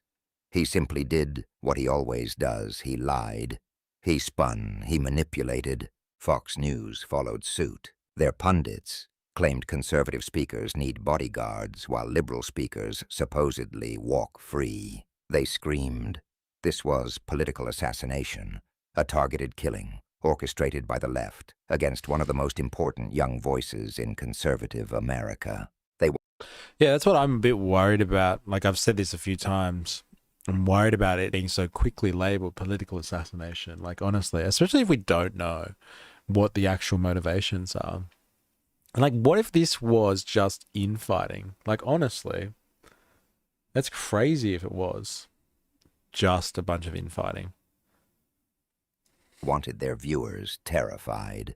They wanted their audience enraged. Yeah. They wanted Americans to believe that liberals had drawn first blood in a war for the country's soul. But none of this was true. And unlike the shouting of Trump or his propaganda outlets, the truth came quietly from within the shooter's own family. The killer was identified as Tyler Robinson, a 22-year-old from Utah. He wasn't hunted down by Trump's FBI or some elite law enforcement dragnet, despite Trump's allies like Kash Patel trying to spin it that way. Tyler turned himself in. He was recognized by his own father in FBI photos, and when confronted, he confessed. At first, Tyler told his father he'd rather end his own life than face justice. But his father persuaded him to talk to their youth minister, and only then did the FBI step in. You see the AI footage they're using on this? This is AI slop. This is slop. I'm not going to watch this anymore. Great AI, though. Like, they're bringing those pictures to life. We've seen the AI. We've seen the real pictures. Check the modded chats. Yeah. That's not a bad point, actually. They're not wrong, though, about, like, the fact that the FBI sucked on this one. Like, completely sucked on this one. It was literally upstanding citizens that turned this guy in. The FBI had fucking nothing. Are these groups organized enough for this to be considered infighting? They have similar beliefs, sure. Are they organized? Well, look, apparently on the darkest depths of the World Wide Web, they do get organized, apparently. They send each other subtle messages that no one else can decode. Okay, enough with Charlie. Now release the Epstein files. There it is. That's, I think, the one thing that I've actually seen outside of the general conversation. Like, the Israel thing was interesting. But outside of just the general conversation about, like, the political football that is Charlie Kirk's death, is everyone's just like, this is just a distraction from the Epstein files. Oh, Twitch modded my comments. Oh, it's still waiting for approval. Oh, that's what you mean. Oh, whoops. It's coming through for me, I think. It's... Oh, right. Yeah, what did you say? You're a bad man. Moving over here to drop the knowledge, Nick Fuentes has a very close relationship with the streamer Destiny. Yes, I've heard about this, as in filming himself getting sucked off by Destiny close. Well, that's pretty crazy. But I heard that, yeah, Destiny and Nick have joined forces before in the political arena, let's just say. I don't know what that's supposed to mean, but yeah. Alt-right infighting happening. Meat's back on the menu, boys. Love a good Lord of the Rings reference. DC voted to not release them on the same day he was shot. Interesting. Interesting. When you say DC voted, because I know that all of the Democrats were supposed to be calling for this. So I wonder if they couldn't get enough numbers because they needed people to come across and vote for it. Kirk spoke out in favor of public executions. He was granted his exact wish. That's heavy. Look at that. No one does hypocrisy like MAGA. Charlie was a casualty of war, according to Stephen Bannon. Yes. Yes. They wage war with each other and blame anyone but their cult. Trump lied. Nancy Mace is an idiot. Jesse Waters is a fool. It's disgusting. Epstein won't quit haunting DJT, and you cannot kill a ghost. That's interesting. Donald J. Trump, you're being watched, bro. Sorry, MAGA's tease. It's one of you. It's always one of you. Well, like, if you look at the stats, like, you know, let's just look at this objectively. Let's look at the material conditions surrounding this event, right? If we take the stats that have been provided very nicely by Voltator on Discord, 75% of politically motivated violence in the US as of 2022 was done by right-wing extremists. And so, like, you've got that stat. And then you've got what's going on here. And, like, his history, what his grandmother said, what his friends have said about him, what his close relations have said about him, like his people in group chats and all that sort of stuff. So, like, you know, if you had to put all of that sort of stuff together, it does seem to be some type of weird infighting thing going on there.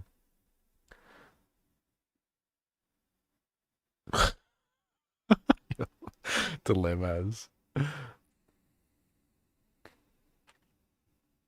What does Hassan call Destiny? I think it's Molestiny or something like that.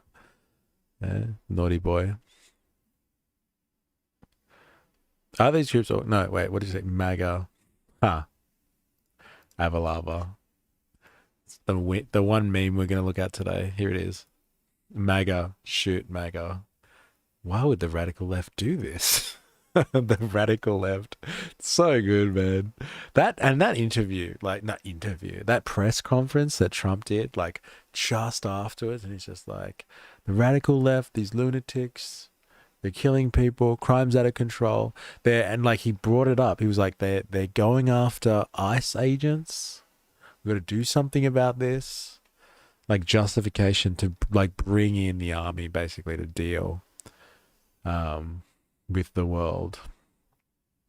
Epstein.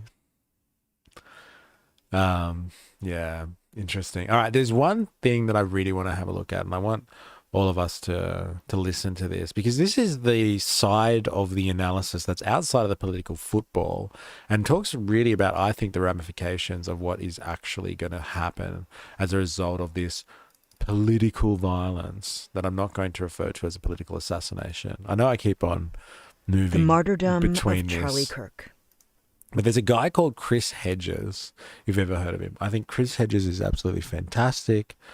He's got a very interesting outlook, a great insights into, like, politics and, like, critiquing late stage capitalist society, but, like, definitely from a perspective of relative neutrality when it comes to, like, the Democrats versus the Republicans. He's American, but, like, he thinks that they're all part of one massive inverted totalitarian system, right? And, like, if the Republicans are right wing, then, like, the Democrats are just behind them. And yeah, he has a critique of, like, the mode of production mostly, but he's not a Marxist. He definitely, I don't think, would call himself a Marxist, but he's anti-capitalist, let's say. But he was a pastor or a minister or something like that. So he's, you know, he's Christian. He was in the church, of some type of church anyway. He was reporting in Yugoslavia and in the 90s when, like, the fall was coming and the war was on. So, like, he's got a great breadth of different political persuasions and influences. And, like, he analyzes Christian nationalism in America like no one else I have heard articulate stuff. And so he's written an article on his Substack, but it's like read out by someone who does like pieces for him, like narrates his work for him and puts it up on YouTube. So listen to this, because I haven't heard much of this. It's out there, but I haven't heard much of this analysis of this situation.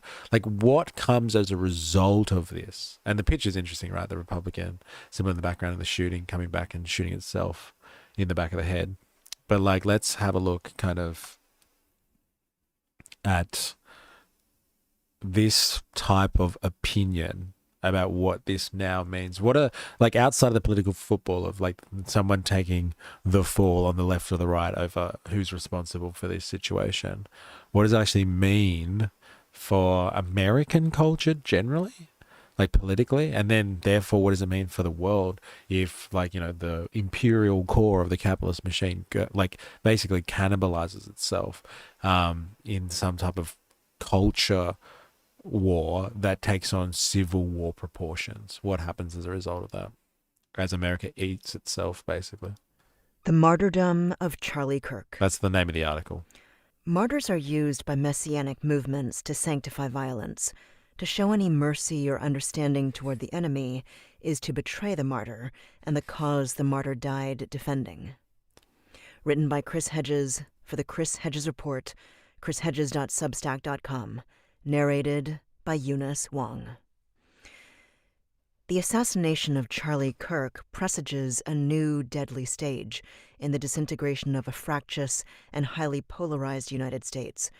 While toxic rhetoric and threats are lobbed across cultural divides like hand grenades, sometimes spilling over into actual violence, including the murder of Minnesota House of Representatives Speaker Emerita Melissa Hortman and her husband, and the 2 assassination attempts against Donald Trump, Kirk's killing is a harbinger of full... What are the 2 assassination attempts on Trump? Does anyone know about this? I know there was one last year. Was it last year? Or was it this year? No, it was this year, I think. No, it was on the campaign trail. It was last year. But like, what was the other one? What was the other assassination attempt on Trump? And who were those 2 Democratic people that... Minnesota, including the murder of House of Representatives Speaker Emerita Melissa Hortman and her husband, and Minnesota Speaker of Minnesota House of Representatives Speaker Emerita. Does anyone know these references?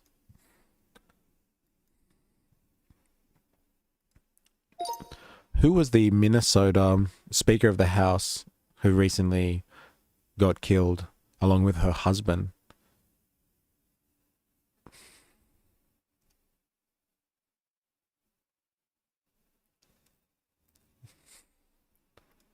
Melissa Hortman, former Speaker of the Minnesota House of Representatives. Hortman, she was the 61st Speaker of the House.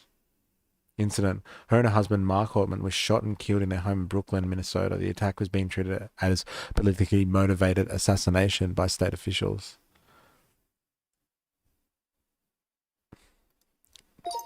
What party was she from? And what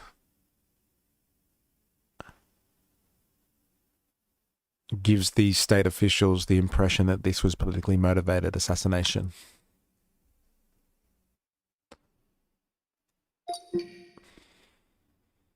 She's a Democratic Farmer Labor Party. Member of the Democratic Farmer Labor Party, which is Minnesota's branch of the Democratic Party. Okay. Victims were active in the Democratic Party. Impersonation of law enforcement. The suspect allegedly disguised himself as a police officer to gain access to the home. Oh, I think I remember hearing about this. Investigators reportedly found writings "No King's Flies" in the suspect's vehicle. These suggested it had specific targets in mind. Target one person, 2 separate residents were hit. Hortman and Hoffman's miles apart on the same night in the early hours. Interesting. Golf course was the second one? Are they counting the golf course as one? What was the golf course incident? What was the golf course incident which may be considered to be an assassination attempt for Donald Trump?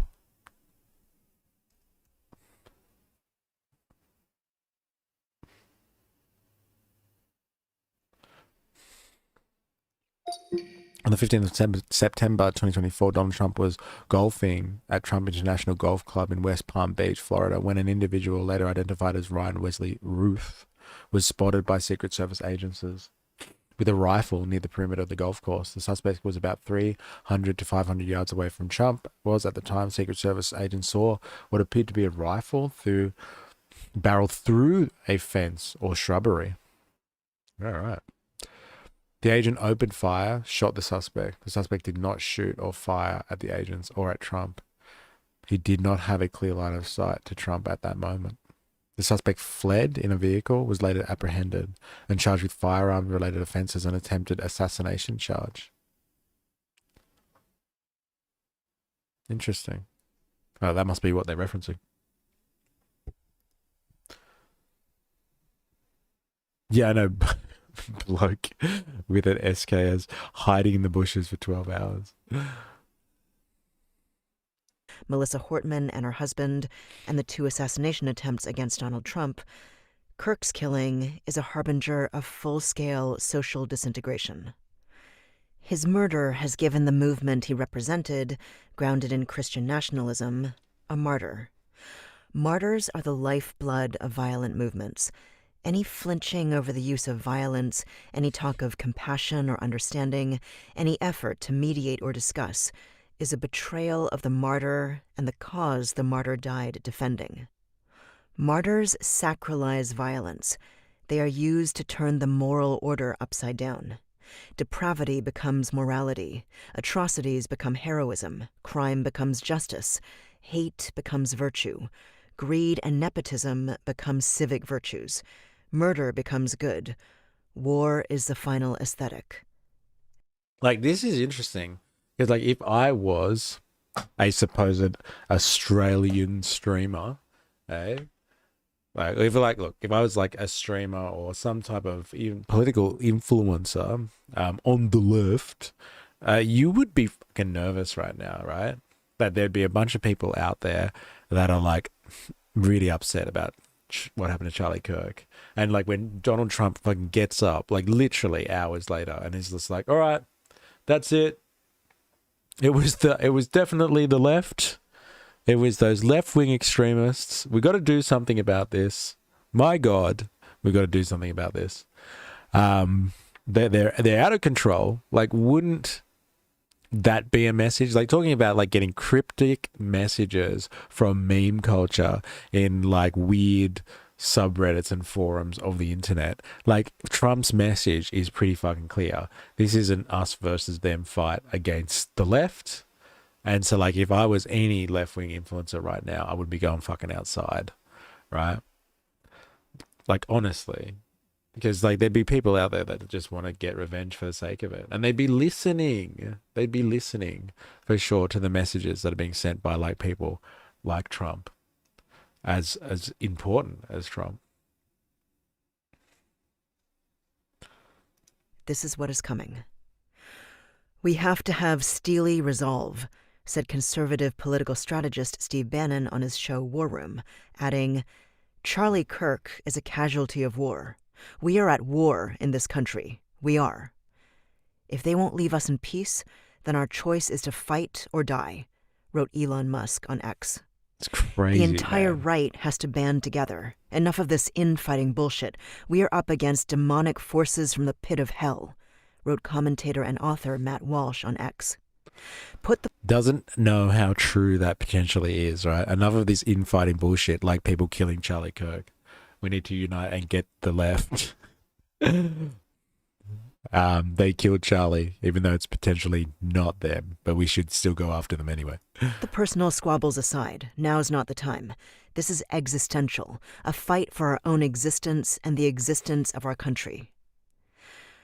Republican Congressman Clay Higgins wrote that he will use congressional authority, and every influence with big tech platforms to mandate immediate ban for life of every post or commenter that belittled the assassination of Charlie Kirk. He further states, I'm also going after their business licenses and permitting. Their businesses will be blacklisted aggressively, they should be kicked from every school, and their driver's licenses should be revoked. I'm basically going to cancel with extreme prejudice these evil, sick animals who celebrated Charlie Kirk's assassination. Palantir co-founder Joe Lonsdale capitalized on Kirk's death to advocate for a takedown of the Red-Green Alliance of communists and Islamists who he claims have united to destroy Western civilization. He proposes an app where citizens can upload pictures of crime and homelessness in exchange for property tax rebates. Far-right comedian Sam Hyde, who has nearly 500,000 followers on X, wrote in response to Trump's announcement of Kirk's death that it is time to do your fucking job and seize power if you want to be more than a footnote in the American collapse section of future history books. It's now or never. What a call, man. Hey, Charlie Kirk goes down and people are like, hey, Trump, it's time to seize power. Hey, do what you're supposed to do and like take over. This is what we've been speaking about in terms of like the dark enlightenment, like neo-reactionary culture. This goes beyond just like the left and the right or like the hard right and the alt right. This is the neo-reactionary stuff. And the neo-reactionary stuff is internet culture, man. I mean, we could watch Jordan's video on the shooting. He's a big online Ozpol figure who's already had his house firebombed. He's pretty clear about how he feels going out in public right now in the video. YouTube blocked that? That's crazy. I haven't spelt bombed like that. That's interesting. Yeah, YouTube is not having it, eh? Not having it. Well, look, you know, if you've already seen the video, then you know what Jordan's feelings are on this. And like, you know, I've spoken to him about these types of things, and like he finds it, I think, rather abhorrent, the type of people that think this type of stuff is entertainment, really. Like it's a TV show style thing that people put themselves at risk as political commentators by going into the public realm and being, I guess, having violent actions taken against them. And people believe because they're some type of figure of social media that this is just part of their shtick and part of their entertainment or for their entertainment. So like, I think he's not happy about all that type of stuff. Doherty's had a reasonable response. Yeah. In his tweet, he tags members of the administration and private military contractors. Conservative actor James Woods warned, "Dear leftists, we can have a conversation or a civil war. One more shot from your side and you will not get this choice again." His tweet was reposted by almost 20,000 people, received 4.9 million views, and over 96,000 likes. These are a sample of the slew of vitriolic sentiments shared and cheered on by tens of millions of Americans.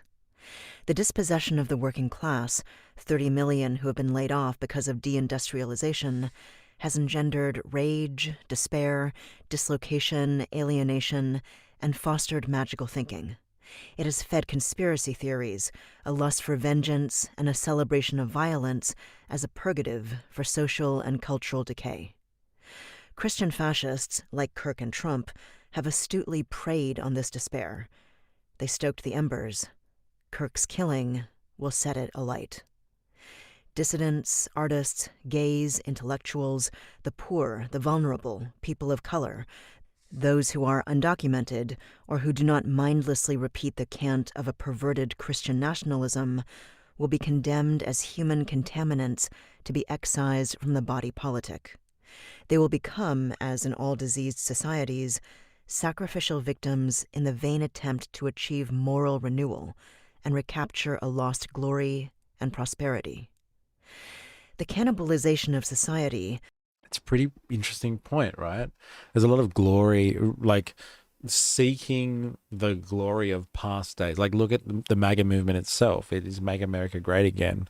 This idea of kind of trying to recover days of former glory is being turned into this type of culture war aggression that is going to basically lead to the disintegration of any of the civility that comes with being in a society where people have the right to politically express themselves.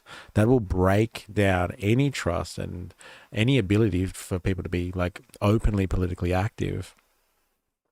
And it all stems from this idea of like, hey, America used to be a pretty sick place. Like, you know, we used to be able to afford a house and have a job and raise a family. Like, what happened to all of that sort of stuff? We were economically stable for the most part. Let's be honest, for the most part. But like, we were more economically stable. And like, as the destabilization has happened on the economic front, and you have like fucking 22-year-olds out there that like really have no fucking prospects potentially, because like it's hard to get a job. Maybe they will never buy a house. They'll be living in a fucking share house for the rest of their adult life potentially. They might not have kids. They don't really have the same ambitions or the opportunities, not even the ambitions, the opportunities that their parents had. As a result of the degradation of the economy, the deindustrialization of the economy, thanks to fucking neoliberal bullshit, that economic foundation there that has been just torn away from people expresses itself ideologically and politically. And we have situations like this, and, you know, just saying it over and over again, like some type of, you know, incantation or an affirmation, like just saying it over and over again, make America great, isn't going to make America great again. And like tearing each other up and like, you know, threatening civil war because the lefties have killed Charlie Kirk, which is now just a couple of days later, pretty questionable whether it was, you know, anyone who had any real tendency to be left wing. But, you know, there's the investigation still out. Like, I think it's still happening. So we could be proven wrong on that one, but it would not appear that is the way. But all of the reaction and the conversation that's coming from people that were supporters of his or associates of his, you know, from Elon Musk to Steve Bannon to the president themselves, is like, we've got to do something about these loony lefties, and like we should round them up and start, you know, either deporting them or killing them. This is violence meets violence, and like this is a spiral event, and a downward spiral at that, if you're wondering where I was going with that. A futile attempt to recreate a mythical America will accelerate the disintegration. The intoxication of violence, many of those reacting to Kirk's killing seemed giddy about a looming bloodbath, will feed on itself like a firestorm. The martyr is vital to the crusade, in this case ridding America of those Trump calls the radical left. Martyrs are memorialized in ceremonies and acts of remembrance to remind followers of the righteousness of the cause and the perfidy of those who are blamed for the martyr's death. This is what Trump did when he called Kirk a martyr for truth and freedom in a video message on September 10th, awarded Kirk the Presidential Medal of Freedom, and ordered flags to be flown at half-staff until Sunday. It's why Kirk's casket will be flown back to Phoenix, Arizona on Air Force Two. Kirk was a poster child for our emergent Christian fascism. He peddled the Great Replacement theory, which claims liberals or globalists allow immigrants of color into the country in order to replace whites, distorting immigration trends into conspiracy. Did you realize that? I don't know if anyone else has, I don't know, picked up on that type of rhetoric before, but like the Great Replacement stuff.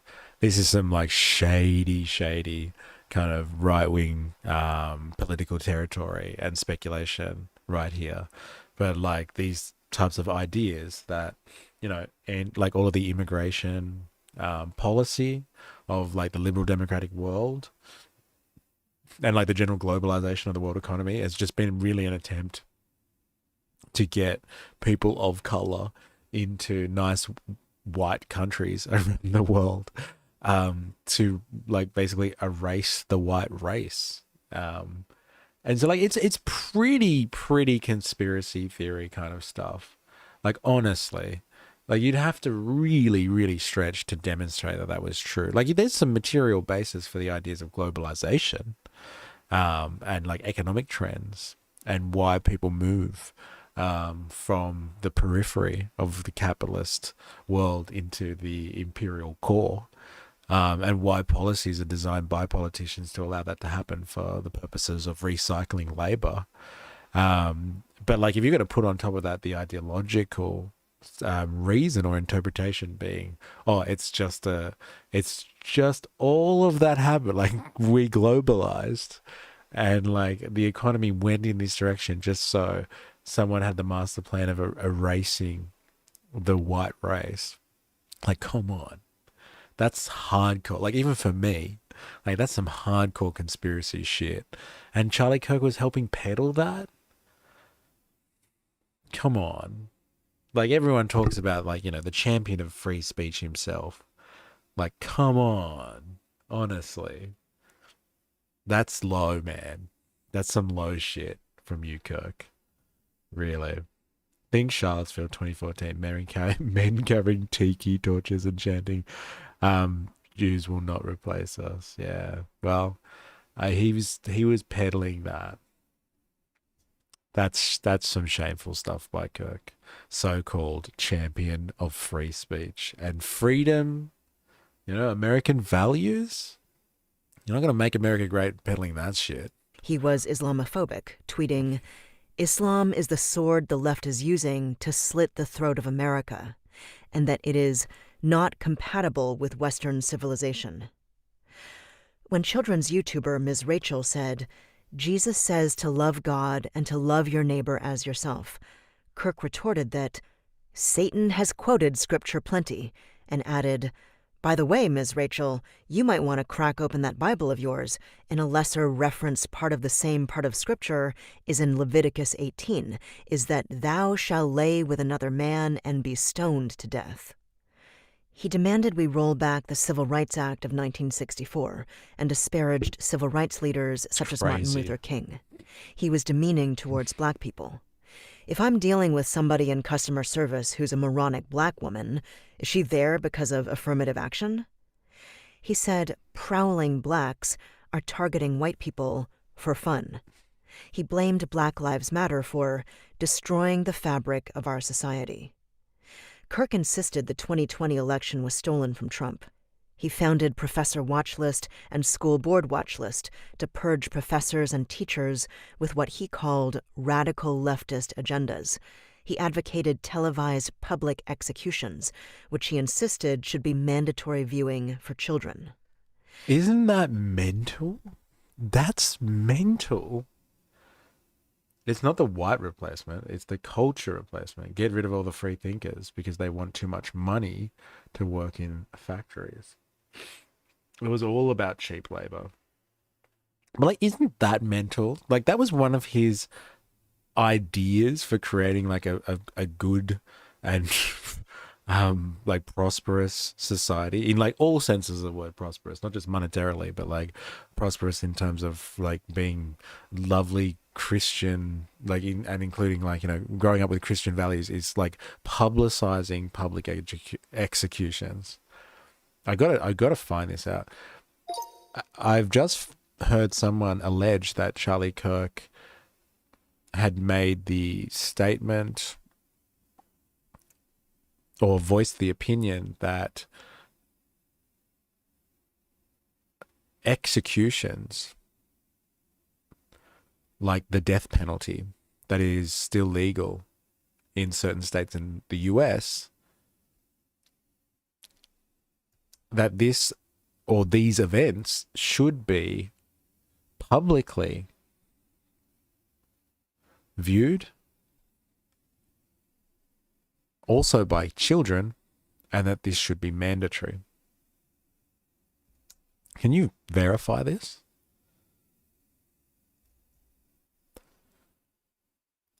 Like, it's crazy to think about this. Like, to be honest. Because, like, a lot of the stuff that does come out immediately post someone's death is like, oh, what a champion they were. They did all this wonderful stuff. From the Thought Crime podcast panel discussion, Charlie Kirk and his co-host discussed the death penalty. And during that, Kirk said executions, capital punishment, should be public, quick, and televised. He asked, what age should you start to see public executions? Co-host suggested ages like 12, 6th grade, when kids are old enough to understand. Kirk said something like a certain age, it's an initiation.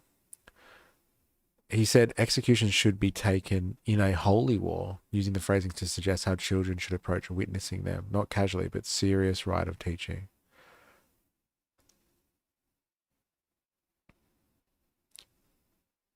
Here's some important qualifiers. The discussion seems to have been somewhat hypothetical and provocative in a panel rather than Kirk laying out detailed policy proposals. It's more rhetorical. Kirk and his co-host toss around hyperbolic and symbolic language, initiation, holy. Also, children watching executions is contingent in his remarks on an age when they can understand and appreciate it. It's not an unconditional statement that all kids must watch when they're old enough. Whatever that means. I don't know, I don't have the same, passion, I guess you would say, for watching people die. Like, it's intense language to think about if you have seen the footage of him getting shot.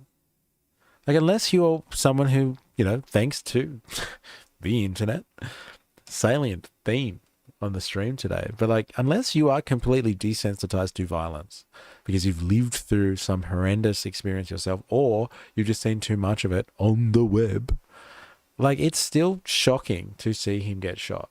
It's still shocking. And he was advocating for that to, happen openly.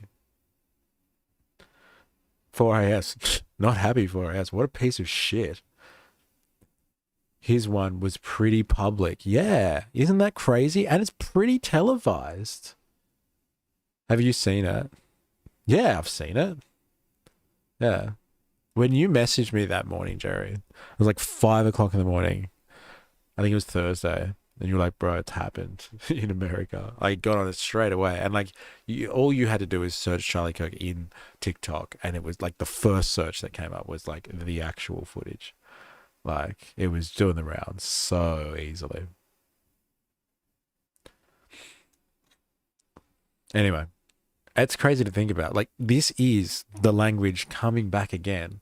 When we were looking at that clip of Charlie Kirk saying that, a few deaths every year or a certain number of deaths every year from gun violence is the price that you pay for having the right to bear arms. And he ends up being victim of that. And then now he says public executions are legit. Something that needs to be considered in a holy war, which is what I'm assuming they're insinuating they're living through at the moment, is a holy war. And that kids should be forced or should watch it once they are of age, whatever of age means, I guess, in a religious context. The idea that he championed free speech and liberty is absurd. He was an enemy of both.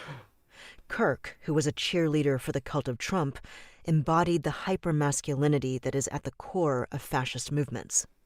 This was perhaps his primary attraction to youth, especially white men. He claimed there is a war on men, fetishized guns, and sold Trump to his followers as a man's man. There's a lot you can call Donald Trump, he wrote. No one has ever called him feminine. Trump is a giant middle finger to all the screeching hall monitors that attacked young men for just existing. He's a giant FU to the feminist establishment that was never challenged before he came down the golden escalator. Most of the media missed this. Young men did not. History has shown what comes next. It won't be pleasant. Kirk, elevated to martyrdom, gives those seeking to extinguish our democracy the license to kill, just as Kirk was killed. It lifts what few constraints still exist to protect us from state abuse and vigilante violence. Kirk's name and visage will be employed to accelerate the road to tyranny, which is as he would have wanted it. That was the martyr. He probably would have wanted it, actually, right? To a certain extent. Like, these are the people, the neo-reactionary types, the Dark Enlightenment intellectuals, these right-wing people that move in these circles. And like, he was the top of this group, right? Up there with, like, you know, your Curtis Yarvins and stuff of the world. Like, they probably do want it. They probably do want a more authoritarian system that allows them to reproduce society or replicate society in their image, which is a vision of kind of white supremacy, I guess you would say, or at least the supremacy of Western values. If you want to argue that, like, they're not entirely racist, they're happy to have some salt and pepper scattered around a little bit, but majoritively salt, let's be honest. And as long as everyone speaks English and, like, kind of is of the exact same cultural branding and leaves behind any of their cultural ties to anything else, and they want to bring it into a society where that's possible, and you can't do that, I guess, in a pluralistic democratic society, because people will make policies that might undermine that. So get rid of the democracy part and you can have the rest of it. So I'm assuming, yeah, if they, like, with that last line there, he probably would have wanted someone to do something about the whole democracy situation. It is one of the long kind of term plans of the Republican Party, to a certain extent, is to, like, erase the Democratic vote. They think that the Democratic Party really represents, you know, minorities. It's a mismatch of minorities that undermine American values. And so, like, Democratic votes don't really count because they're not really American. So, like, you should change the voting system, change the rules, change the laws around voting, constantly gerrymander boundaries to get Republicans in all the time, because at least they kind of, you know, embody what real America is supposed to be about.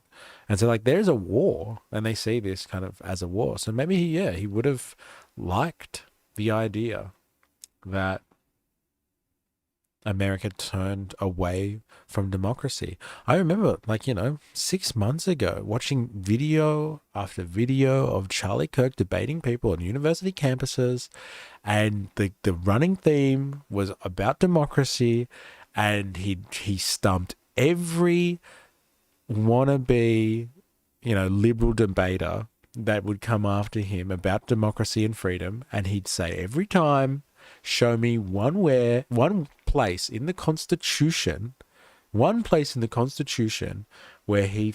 it says the word democracy. And he was arguing against the idea of democracy. Come on, Mr. E, you need to do Helldivers 2 stream. Help defend Super Earth and manage democracy with me. I'm thinking about it. But, like, yeah, he didn't like democracy, or he was at least making the argument that, like, the Constitution doesn't talk about democracy. It actually talks about freedoms. And so in order to protect freedoms, maybe you have to get rid of this whole idea of democracy. That's exactly what the dark Enlightenment and neo-reactionary culture is all about. Like, if it's true that he was the one that got J.D. Vance, you know, introduced to the Trumps, so Trump Jr., who then introduced, you know, J.D. Vance to Trump, so J.D. Vance could kiss the ring and become vice president. And remember, J.D. Vance is just Peter Thiel's puppet. Like, these people all believe in, like, Peter Thiel has said it, like, openly. He's like, freedom and democracy don't vibe anymore. They don't mix. You have to, if you want freedom, get rid of the democracy. Democracy is failing us. And all these people ran in the same circles. They all ran in the same circles. He wasn't arguing against it. We are a federal, presidential, constitutional republic. He wanted us to stick to that, not fall into democracy, which at its core is mob rule. But then what you're saying is that a federal, presidential, constitutional republic is not democracy. So they just wanted a group of people that are representatives in a system. They get elected to a certain office and are headed by a president. And democracy is just some fancy notion that might sit on top of that. Aren't you against democracy as well, though? Like, I'm against bourgeois democracy, yeah. I don't believe in bourgeois democracy. But, like, if he's saying that he loves America, America is constantly talking about they're, bringing democracy to the world. Like, that was one of the reasons they invaded Iraq. That they were going to bring freedom and democracy to Iraq. One of the prerequisites for joining the World Trade Organization and being able to come into the game and be part of the world economy, even being part of like certain UN programs, is that like you have to actually vow that you're going to change your political system to become liberal democratic. They want you to uphold democratic values. So the Americans have always pushed this idea that they believe in democracy. It's part of the idea of freedom. It's in relationship and connection to the idea of freedom and the American way. But like he was openly advocating against people being involved in democracy. And so like that's a huge thing for, I would say, modern Americans. Like people fought really hard 100 years ago to get universal enfranchisement, especially in America. Working people died literally to get enfranchisement. Women fought and died to get universal enfranchisement. And he's just like knocking it off. Like it's not really necessary that people should vote. And so like whether you call it a constitutional republic or not, democracy has been one of the cornerstones of America's foreign policy and its projection and image on the world stage. And now they're just forgetting about that because it doesn't suit them anymore. It's interesting, but I would agree. Yeah, America wasn't founded as a democracy as we think today.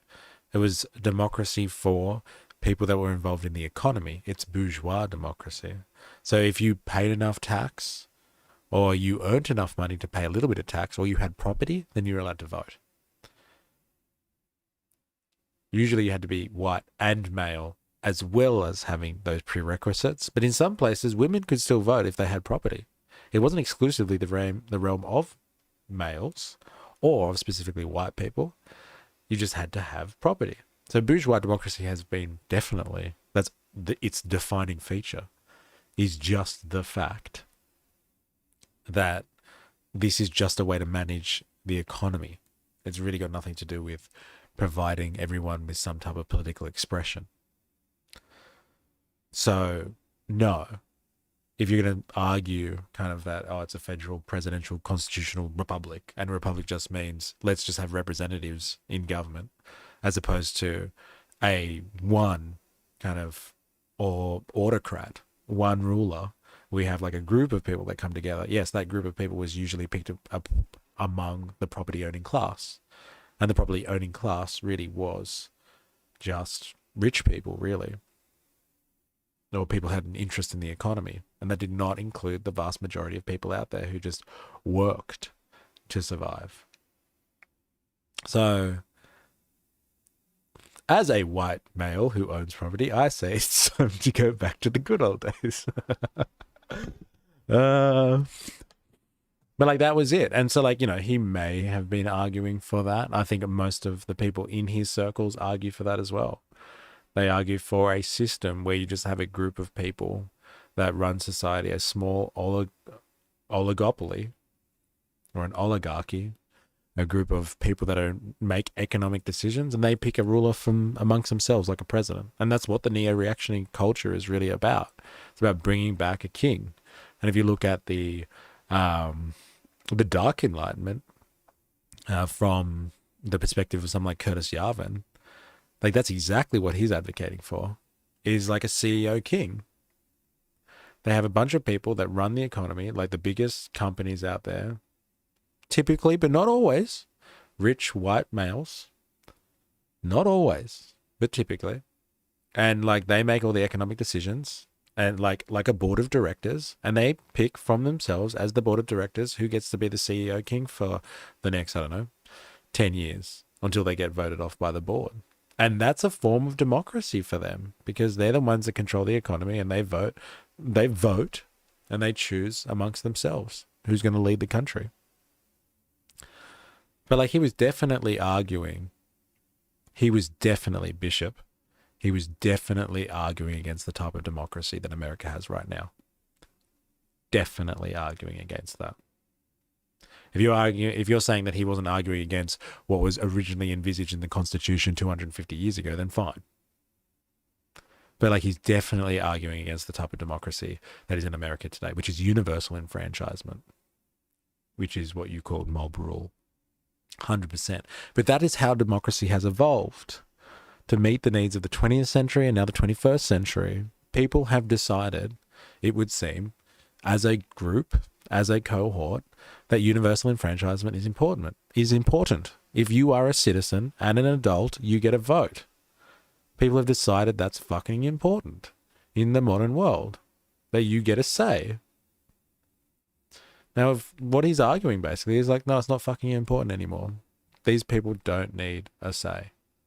No more. No more say for them. We'll take it back, please, because we know how to run this place. Fair enough. But that is akin now to what we know about from countries that are more authoritarian in their style of governance. And like if you really believe in freedom, taking people's ability to have any political expression in a system, like vote, and use their, voice themselves politically, you won't get any freedom from a system like that. You won't get any more freedoms from a system like that. They'll eventually erode more and more over time. They're eroding anyway. Let's be honest. But they will erode quicker, where people have absolutely no recourse when it comes to their political participation in the system. Managed democracy is all about freedom, mainly freedom from the burden of choice. If they own the land, they can manage it. If less people own it, then they can make it more efficient through scale, buy up the land. Stewart of Gondar is exactly the family line of a non-ruling king. They have the king's ear, and whilst he's away, they run things. These people are on the Titanic drilling holes in the side and complaining it's sinking. That's a pretty good analogy. And it's all in the name, it will be soon anyway, all in the name of the martyr, the great Charlie Kirk. All right, we're going to have a quick break, and then we're going to fucking shift gears. We have now been talking about Charlie Kirk for 2.5 hours, and like that's enough. That's enough. We can come back to this if there are any other developments, but I did not want to spend this much time. I actually wanted to go on to like NATO, because like the ramifications of like Russia, NATO, and whether Trump decides to get involved is like earth changing. So like we're going to have a look at that, but we're going to have a quick break. So if you're interested in that, don't go anywhere. If you just came here to kind of feast on the drama that is Charlie Kirk, then we're gonna change gears now. So talk about your new pool room. But yes, we will be right back, so don't go anywhere.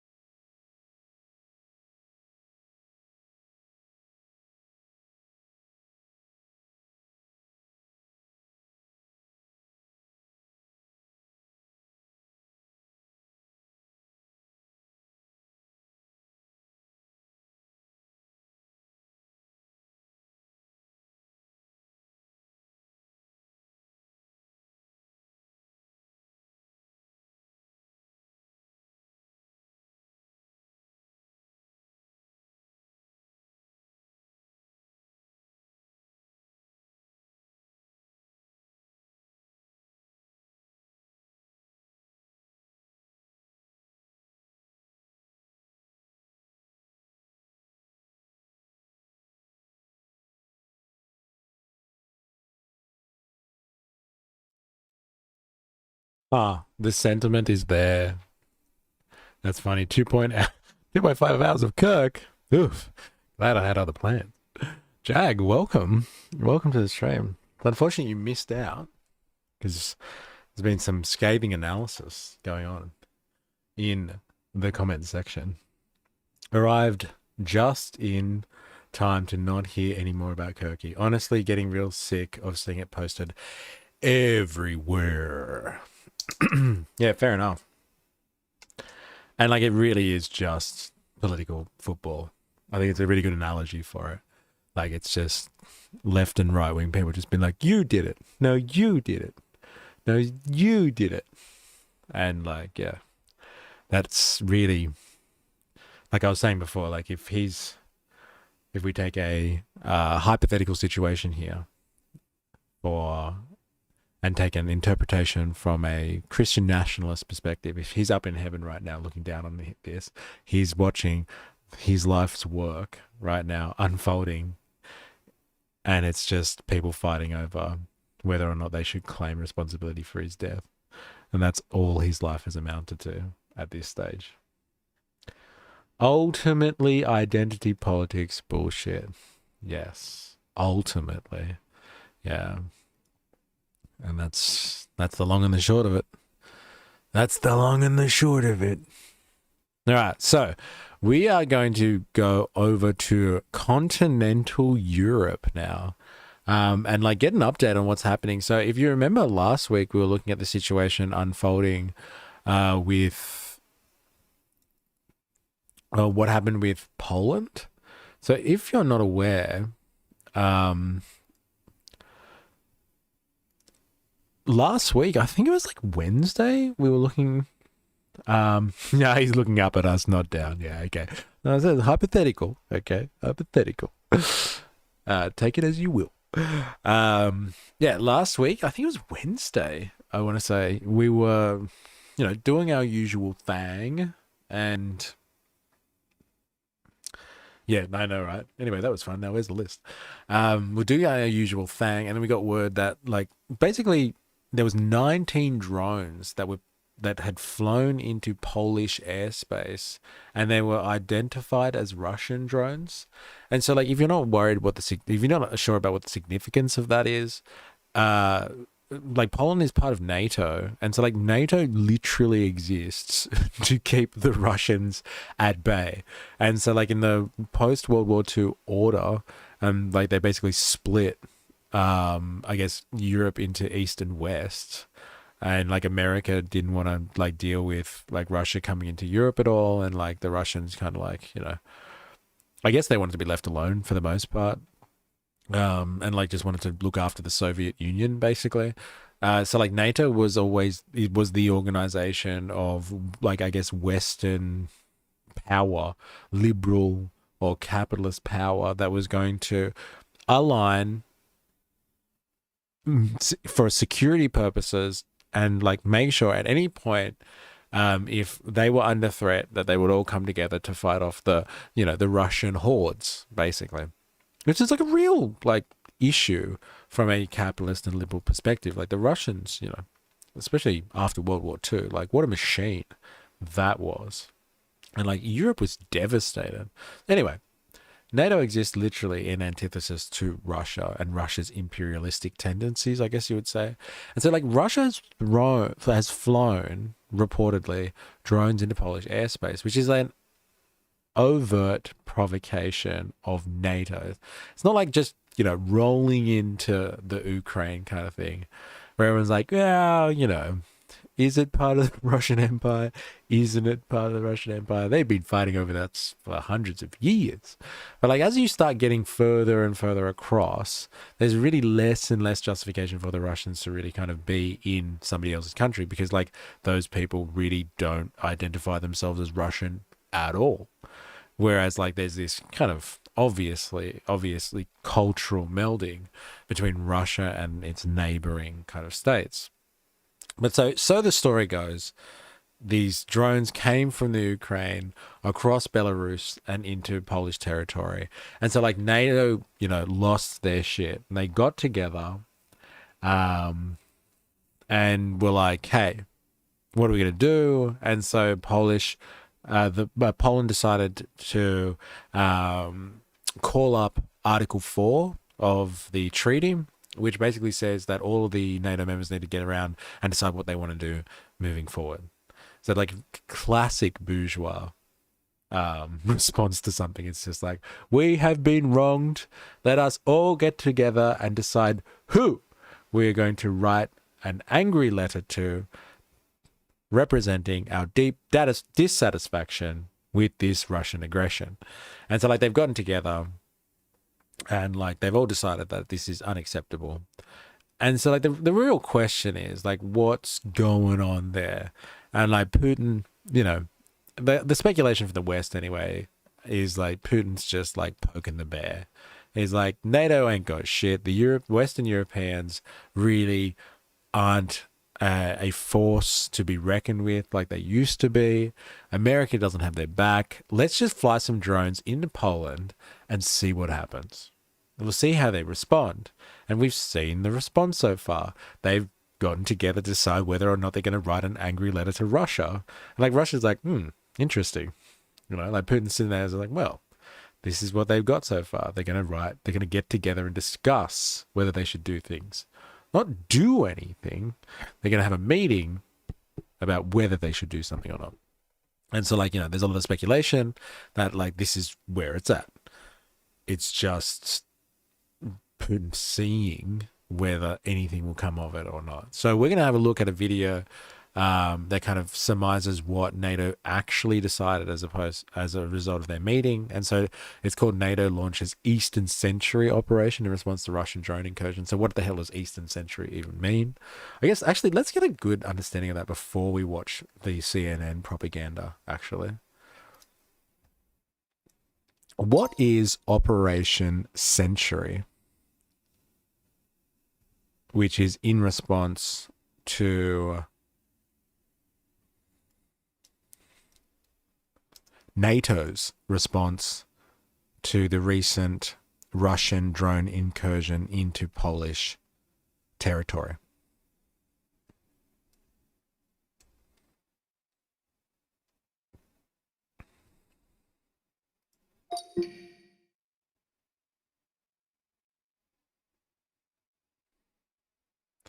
Operation Eastern Century. I suspect Operation Century might be a misname or confusion. Yes, it is. Operation Eastern Century. Here we go. So the nature of the operation. A NATO operation launched on the 12th of September 2025 to strengthen NATO's defense posture on its eastern flank after a recent Russian drone incursion into Poland. Now remember the story here, okay? Putin's obviously denying this. He's like, well, what makes you think it's Russian? And well, like, what would give you that? Like, you know, where's the evidence that they're Russian drones and all that sort of stuff? So, like, I haven't seen anyone talk about the fact that this was definitely Russian drones. I have only seen people talking about what they should respond with now the Russian drones have come into a NATO member's territory. I haven't actually seen someone say, yeah, look, they were definitely Russian drones, and like this is how we know they were Russian drones.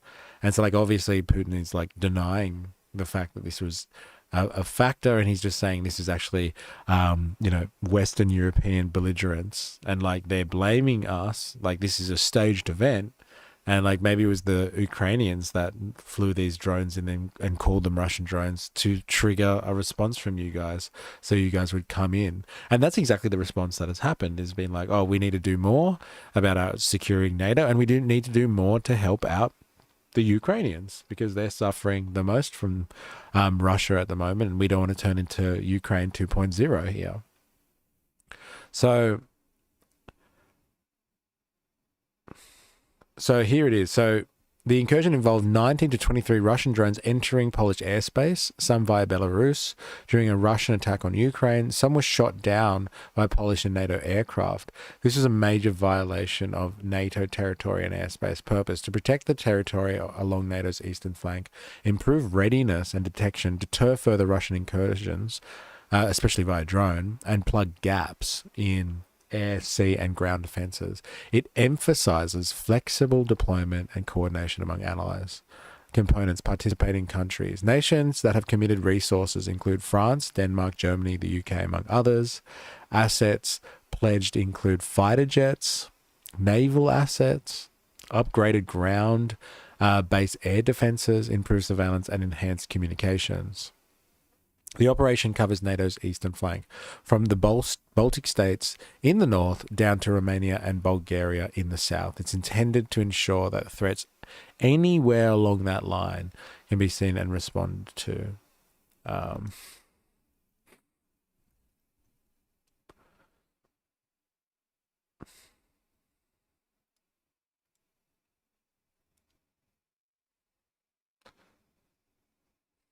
Let's zoom out a little bit.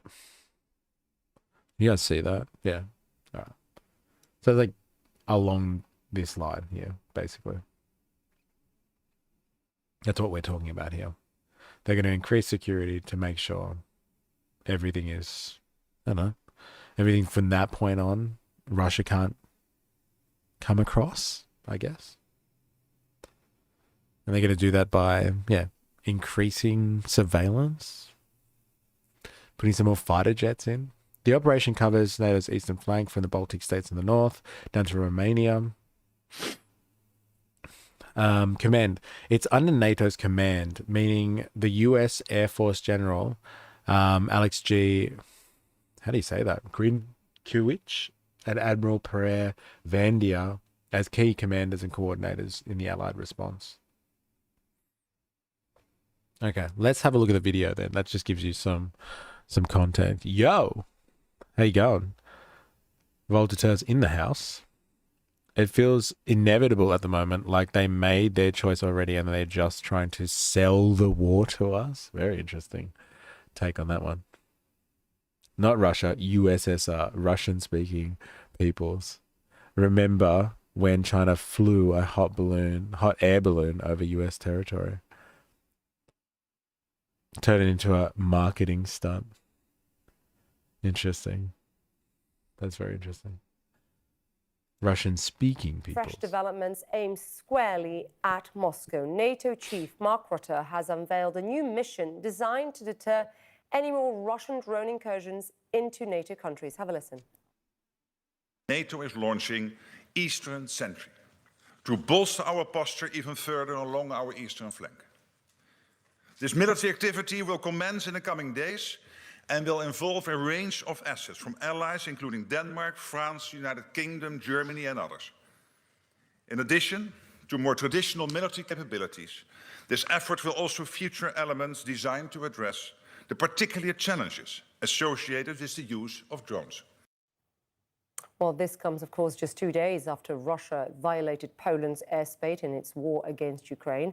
And in the next hour for you, the UN Security Council is expected to hold an emergency meeting on that Russian drone incursion.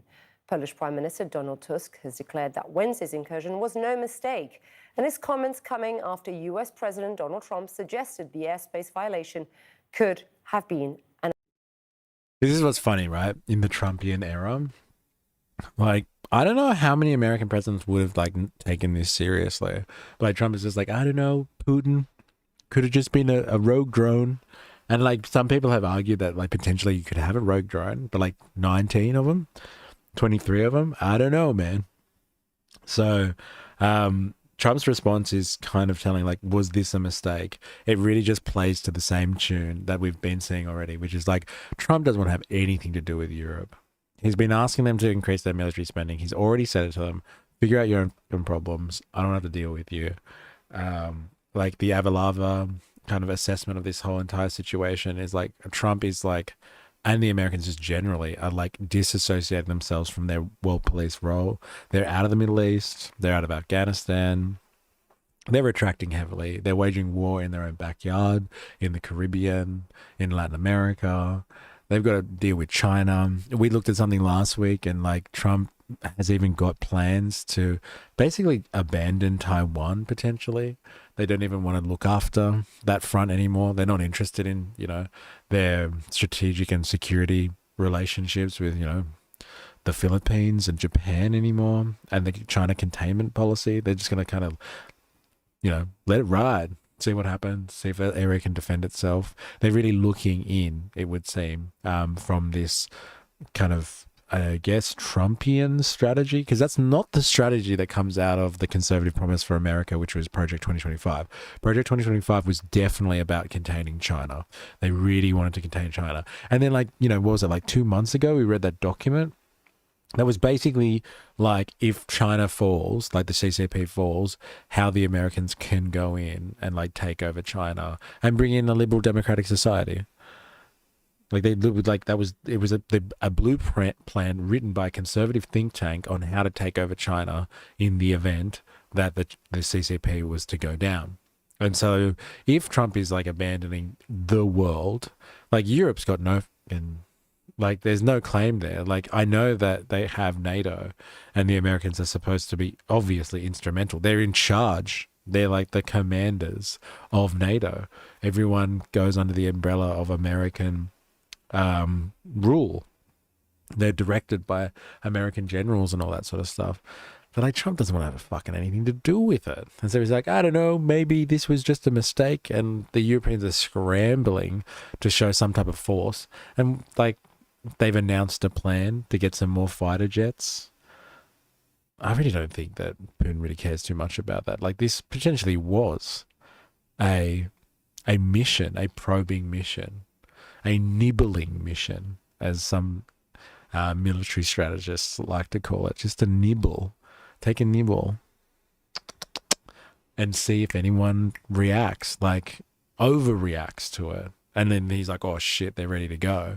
But if they do fuck all here, Putin will be more emboldened, I guess you would say, to like do something else along these lines. And like I just read this morning, and I actually want to see if our research assistant can verify this.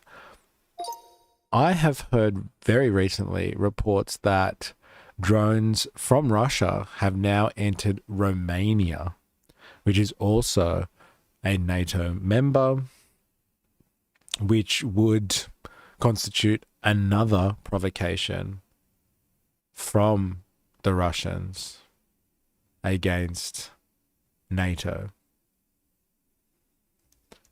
Is this... Can you verify this?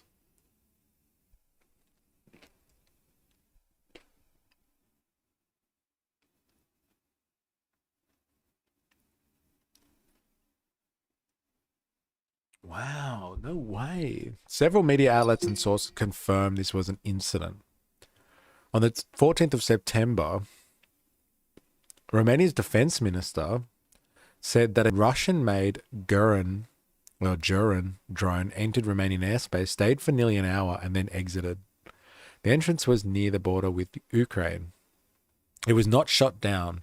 Romanian F-16s were authorized to respond, but reportedly didn't fire to avoid risk of collateral damage. That's interesting. The Romanian Ministry of Defense and Government condemned the incursion, calling it a breach of sovereignty and unacceptable. They summoned the Russian ambassador.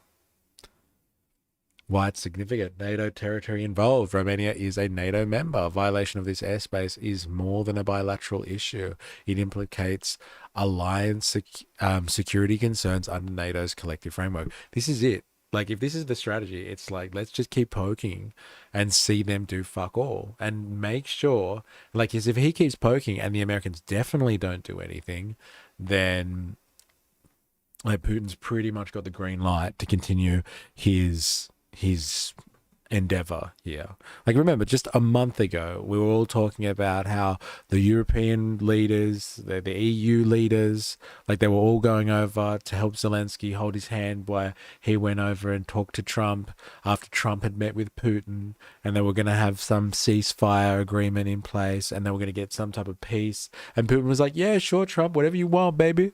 How much you want? Like, kind of thing. And just like, you know, let him play his games. And like completely, that situation is completely gone now. You don't hear anyone talking about Putin coming to the table and having a, you know, a trilateral meeting between Putin, Zelensky and Trump to figure out some ceasefire or some type of even peace between the two nations. No, all of that has gone out the window, and Putin's like pushing into NATO airspace. It's pretty crazy if you think about it from that perspective. And Putin's like, hey, look, Trump doesn't want to have anything to do with this. So it's like me versus the EU. I wonder what will come as a result of this situation. Time to buy gold or maybe tinfoil. That's funny. You've seen a build-up of French hospitals lately. I was listening to someone reading the reports that it's being done in preparation for soldiers coming through. Wow, my God. That is interesting. This is crazy. Crazy speculative stuff, but, you know, is he just poking? And like the classic bourgeois EU response is like, we will write a very angry letter to Putin, signed from all of the member states. And that'll stop the drones. That'll stop the drones for sure. Now, there was an article in the ABC today, actually, that talked about what Trump... Like, so Trump isn't, like, completely just ignoring it. But Trump's playing his own fucking games on this one, which actually makes sense. Like, I got to give it to Trumpy. Like, if you really want to stop the Russians from doing something here, you could really emasculate them hardcore through, like, economic means. You wouldn't even have to really go to war with Russia. But basically the article says, yeah, Donald Trump threatens new sanctions on Russia if NATO suspends all oil purchases. Now, this is really, really interesting because, and this is the contradiction of bourgeois society, right? This is the contradiction of capitalism. The bourgeois countries in Western Europe are really upset that Putin's basically trying to extend the Russian Empire. And that's an actual existential threat to Western Europe, right? It's actual existential threat to Western Europe and its ability to survive in like the future, whatever the hell that means. But they also do business, right? They also care about the economy. And like to properly sanction Russia would mean like fully stopping Russia being able to get its oil around the world. And like everybody makes a lot of money when oil circulates around the world. And so like can they really get out of their own way from a business and economic sense to make this happen? Probably not. That's what's just on display here. And like Trump is just like, look, NATO needs to stop all oil purchases from anything that's affiliated with Russia. That's why Trump has basically put those tariffs, so he says, on India, the 50% tariff, because they take Russian oil. And so, like, if you basically... So I've been told, if you stop Russian oil getting out of the country, or anyone buying Russian oil, like, Russia would be done for. So that's the thing that really feeds their economy and keeps them going. And so, like, if Russia doesn't have income coming from its oil, all it can do is rely on its trade with, like, China or North Korea or some of the other partners that aren't aligned with Western interests. But, like, the oil is a massive factor. US President Donald Trump says he's ready to impose sanctions on Russia, but only if NATO members agree to do the same, as well as the massive tariffs on Russia's main ally China. So, like, basically... this is the art of the deal. And like, this is fucking, you got to give it to Trump, you know, credit where credit's due. I know everyone loves to shit on him all the time and we do a lot of shitting on him. But like, you know, if he really was upset with China, right, which it would seem that he is at the moment, because like he is too scared to go full economic warfare with China, Trump. He's too scared because he has imposed tariffs on them multiple times, but then keeps on giving them these like grace periods because he knows that it will basically destroy the American economy and they can't actually decouple from China. But if Europe was to do it too, he'd have a better chance. And he'd also be able to like, look, Europe's suffering too. It's not just us, America. He politically can't cut himself off from China cold turkey. But if Europe does it too, then Europe has to trade with someone else. But like China is so important, not just to America, but also to Europe. So like this is a big call. Basically like, all right, you guys are really worried about Russia? Are you really worried about Russia? Like, do you want to fight against Russia?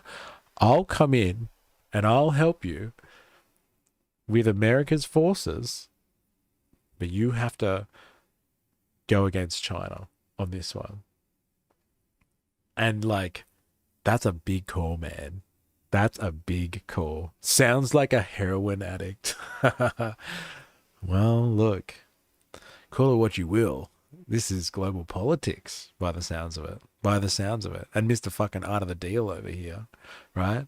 Well, look, everyone's addicted to China. I think the entire, and China knows that. That's part of China's plan. And like, let's not just say that this is some nefarious Chinese plan. Like, China's pretty, like, they're Marxist Leninists, and they understand that the only thing that precedes military power is economic power. And if you have the economic power, you have all the cards. And so like, they have spent like the last 30 years making sure the entire world is dependent on Chinese industry to exist. And so like, they can basically destroy the world economy, which no one wants. And none of the bourgeois countries, like the Western European bourgeois culture or America's bourgeois culture, none of those people want to see their economies crumble just because they're having a fight with China. But if they all do it together, like, maybe that's something different. Beloved, has anyone seen that video of Macron on a phone call with Putin just before he started the 2022 SMO, Special Military Operation? Macron was warning him not to do anything, and Putin doesn't really care what he has to say and tells Macron that he is going to do some exercise, so he needs to go. That's hilarious. Yeah, see, like, I don't think Putin really gives a fuck about Western Europe, and especially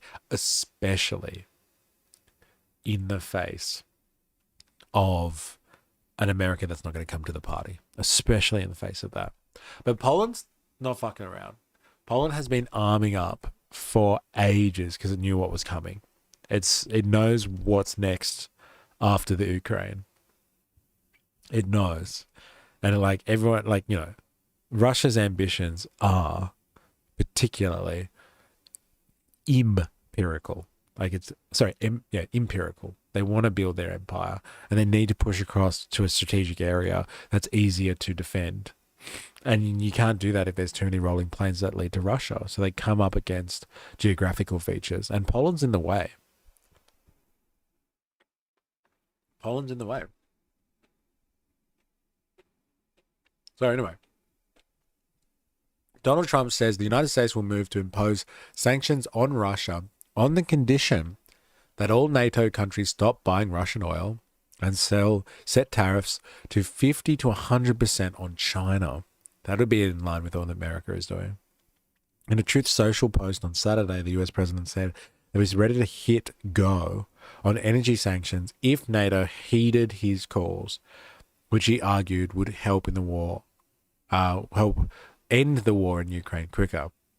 I'm ready to do major sanctions on Russia when all NATO nations have agreed and started to do the same thing, and when all NATO nations stop buying oil from Russia.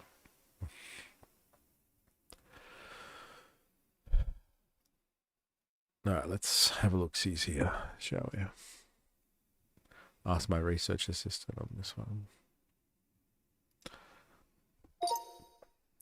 Trump has given the prerequisite for NATO being if Europeans stop buying Russian oil, then he will be able to assist NATO in their efforts against Russia. Can you verify what European countries currently directly or indirectly buy Russian oil?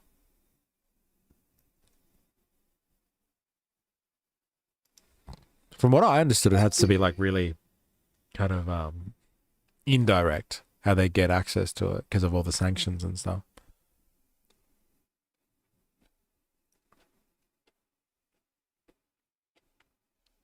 The European Union has imposed bans and restrictions on direct imports of Russian oil and refined petroleum products. There remains exemptions, especially for pipeline oil and for existing contracts. Indirect imports are also significant. refined oil products or oil that is imported into third countries and then re-exported, also LNG or gas that may have originated in Russia or passed through routes that evade some sanctions. See, you're right. I think they are like heroin addicts, right? They're just like, they know they can't directly get Russian energy, but they're like, oh, we'll just go through a middleman. You know, we'll go through some other country that refines it or like buys it and then we buy it off them kind of thing so they can still get access to it. Hungary. So from the recent data, mid-2025, these European countries, including several EU remain actively importing fossil fuels from Russia. Hungary, Slovakia, Belgium, France, Austria, Spain. Damn. France, man. Knew it. That's crazy. They need that gas. Hungary, of course. I wonder what the European Union thinks about Hungary doing all this sort of shit. It's crazy.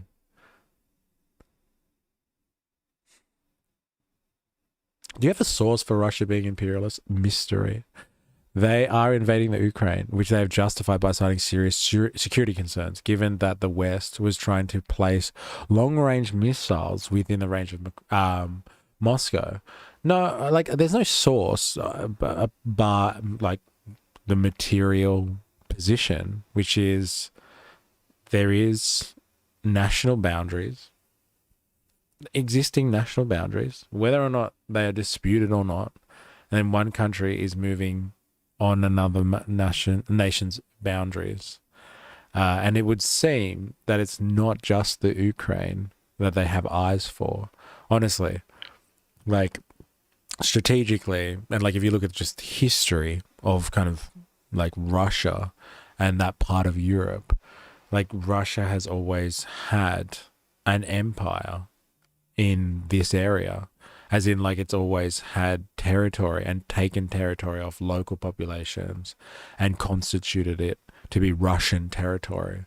So like when I say empire or imperialists, like that is in the objective use of that term, not an ideological term. Like I'm not saying that they're imperialists because they believe in the great Russian Empire or something like that. Like what I'm talking about is them taking territory of surrounding areas in order to better defend their country. This is like from a strategic standpoint, they go up to kind of certain geographical boundaries, like down and like to the west, because like the planes are a problem. People can like literally roll into Russia. So from a strategic point of view, just from a strategic point of view, they have to take territory, which is now, anyway, in the 20th and 21st centuries, earmarked as other people's national boundaries. And so, like, yeah, if you're moving into somebody else's sovereign territory to claim it as your own territory, then that's imperialist. Like in the empire building sense. I'm not talking about the imperialist sense in the Leninist sense, if that's what you're talking about. Like this isn't particularly a move by large multinational corporations to extend the domain so they can get access to more resources, labor markets, or new consumer markets. I don't think it's really an imperialist in that sense. I do mean like this is an expansion of territory. Again, whether it's to protect your own strategic interests, and so like you can better defend yourself, you've got like more of a buffer, or you can come up against geographical features that help you defend better, like the homeland, then like if you're taking up other people's land as a buffer, then like that seems to be imperialist to me. Again, I don't mean from an ideological perspective that like, you know, in the name of the Russian Empire, let us do this kind of thing, like it's some type of crusade. I do mean like for strategic purposes. And it seems like they do want a buffer. And like it's these people, some of them call themselves Russia, on the peripheries anyway. They call themselves Russians and some of them don't. So like it depends on the community really. whether they want to be part of Russia or not. And that's like really muddy territory, if you ask me. Some of them do want to be Russian. Some of them want to be independent. Some of them don't even want to be like part of the Ukrainian state. They want to be their own sovereign territories. It's all valid concerns with deep history. But like if you're taking people's territory, that would constitute an imperialist approach. Maybe not imperialist then. Maybe it's just expanding your territory then. Maybe that's a better way of saying it. Let's just expand our borders. I didn't buy any weed today, but I scraped all the resin from my pipe and smoked that instead. Yeah, that's kind of like what they're doing. It's like, I didn't buy weed from Russia, but the barrels that came in from India, we scraped all those barrels clean and used that instead. Liben Saram. I don't know what your reference is there, Dr. Nathan. You'll have to explain that a bit better for me.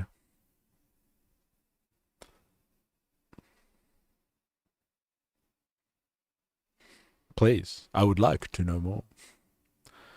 I would like to know your take on this one as well, Avalava, if you wouldn't mind. But like, I really don't trust any of them. Like, I know there's a lot of people that like to defend Russian actions because they used to be, you know, the Soviet Union.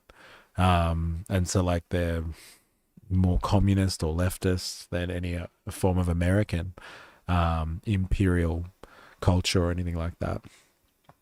But like, yeah, I wouldn't trust Putin and his cabal of oligarchs with anything, to be honest. Imperialism is a policy where a powerful country expands its control and influence over other territories, often through military force, political dominance, or economic exploitation to gain resources and power. Would you like to know more? Thank you. The territories that the Russian military currently occupy are now considered to be part of Russia after they had a referendum.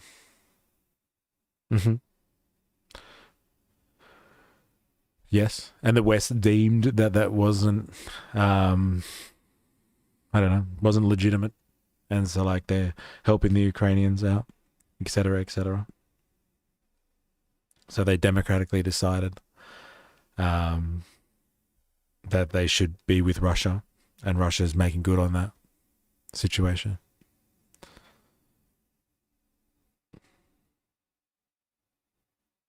Many people claim that those referendums and voting were done legitimately, yes, and I'm sure they would. And like, this is the difference between two powers that are duking it out, right? Obviously, the West claims otherwise, yes. It means living space. It was the Nazi policy which gave them the reason to invade Poland. Oh, okay, right. Well, in that sense, you know, not much. Like all of these countries at this point in World War II history, in World War II's history, yeah, they were looking for expansion. Like look at what Mussolini was doing in Italy. They were expanding in North Africa to increase their empire and their colonial stance. Many Ukrainians claim that they aren't legitimate. I don't know if I can take a stance. It's very complicated. Yeah, it is complicated. I think it is very complicated, but like, you know what? I think it's easy to say that we don't have to trust either Russia or the West, and they are all kind of just looking out for their own self-interests and have, you know, really no consideration at all for all the people that are living and dying in these areas as a result of these territorial disputes. Let's just call them territorial disputes. But yeah, that's where I wanted to go. So like, Trump's put the ultimatum out there, basically. He's put it out there. It's a big call geopolitically. All right, you want NATO to work? Like, that's not really the point of NATO. Like, NATO really was, someone gets threatened, someone calls in the articles, then like everyone has to help out. And like the only time in NATO's history that like everyone came together to help out someone who was under attack was the US, when they claimed that they had been attacked after 9/11. And so as a result, they needed help going into the Middle East to kind of stop like terrorism, like kind of thing, project into the Middle East. And so like it'd be funny if like the like NATO members in Europe, where NATO's supposed to be in Europe to contain the Russians, like they all were like, all right, we've decided we're going to invoke Article 5 or something like that. And Trump was like, no, it's not happening unless you sanction China. Cut off your relationship with China and then we'll speak. And then that'll be how the world gets carved up along territorial bounds. It'll be the East versus the West. Russia, China, North Korea versus Europeans and the Americans on one side of the Atlantic, and then wrapping around to the Pacific with like Japan in on that too. With, you know, the Philippines, Australia, New Zealand. It'll be like how the world kind of fractures along certain lines. But everyone, again, like the heroin addict kind of analogy is actually quite poignant. Everyone's addicted to China at the moment. So like this will be a really hard cold turkey moment if Trump can tear everyone collectively away from China, like Western countries away from China. And like that'll disrupt the fucking world economy massively. I don't see it happening though. I think Trump's like knowingly giving them an impossible task. Rip yourself away from China, then we'll talk. And they can't do it, so then he can be like, well, like, I'm not helping you then. I'm not going to fucking help you. But if he gets what he wants, he's cheering. Then he can properly sanction China, and then like all the Westerners will be in on it together against the evil Chinese. It doesn't affect me. I have no skin in the game. The West has been moving towards the East since the end of World War II, while claiming that they won't. Overnight, Russia went from a friend helping to fight the German Nazis to the Red Menace because the US capitalists realized that it would be threatening to their position to remain allied with them. Putin knows this history and stopped trusting anything the West says. Yeah, okay, fine. But like, Putin is not the Soviet Union. Like, I get what you're saying. I understand like the history of it. But like, let us not pretend for a second that Putin is some socialist revolutionary who's actually trying to undermine the West because he wants to bring on the workers' revolution or something like that. Putin doesn't give a fuck about that, like, at all. And that's why I think you can use an imperialist analogy, because Putin cares about Putin and like his cabal of people that run Russia. After the fall of the Soviet Union, they went in there and then they like basically all of the resources that were, you know, state ruled and nationalized, he just divvied it up amongst his friends and like blackmailed them into supporting him because like they all own each other's shit. They have half of his stuff, he has half of all of their stuff, and he runs the country in his own fucking interests. Whether or not that aligns with Russia's grand plans, that's fine, but I don't think they're the Soviet Union anymore. So like, I don't trust any of them. I think they're all like completely in it for their own special interests. And like I said before, they don't give a fuck how many people die as a result of that on the fringes of these battles and these skirmishes. And like what we learned the other day, they're like sending in fucking Nepalese people. Like the Russians are like getting mercenaries from everywhere in the world, like from parts of the world where people are poor and working class and have no fucking jobs, and they're getting fucking Nepalese people, probably just sending them to the front lines to get hit up by Russian, Ukrainian missiles and drones and stuff like that, because they don't want to send the Russians in first. They test the territory with fucking Nepalese youth who are now protesting because they're sick of having to deal with the fact that there's no work and opportunity in their country. I couldn't get over that. Like, I really thought it was like Russians and North Koreans fighting for Russia's interests, not scores of mercenaries from the third world who have no prospects and like literally go to die in the Ukraine. And hopefully the Russians send that money back to their families.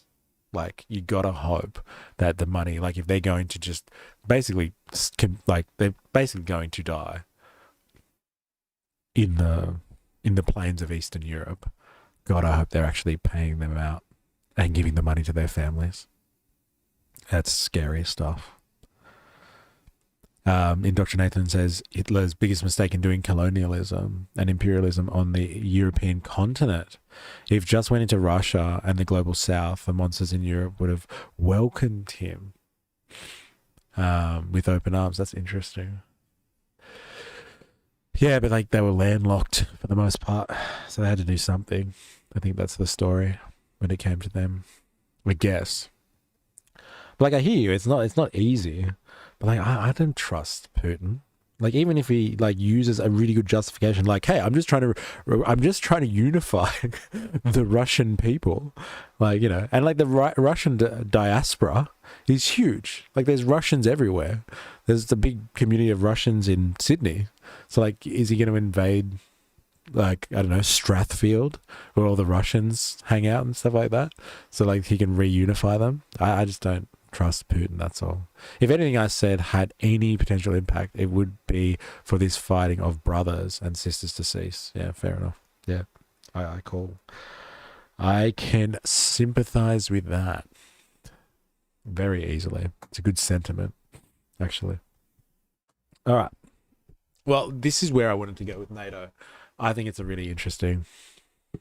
That's what I would do if I was conscripted. What? Exactly.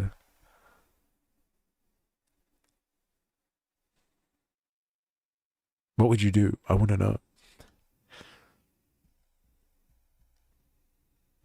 But yeah, that's what I wanted to catch up with this NATO situation. Like, this is potentially fucking huge from a geopolitical perspective. Like, massive. Like, this is the stuff that was, like, you know, happening in the early, you know, 20th century before we got, like, World War I and stuff like that. All of these geopolitical skirmishes and, like, these big powers, you know, beating their chests and like demanding things of each other, getting too tight, you know, like trying to wriggle out a little bit and like encroach on other people's territories. And it's like all over like what Lenin describes as imperialism in terms of like getting access to more resources and markets, labor markets, consumption markets, all that sort of stuff. They wanted to get out and get access to other people's shit, basically. And of like, yeah, if Putin's just using the Ukraine as a buffer state and he can justify it because there's Russians that live there, then like, yeah, sweet. Fine. But like Trump, bro, he's got the Europeans, the EU is between a rock and a hard place because like Russia's banging the door down potentially, threatening, literally. And they're not ready. And Trump knows it. And he's like, never let a good opportunity go to waste. Hey, that's Mr. Art of the Deal himself right there. Never let a good opportunity go to waste. So I'm going to whip open ye old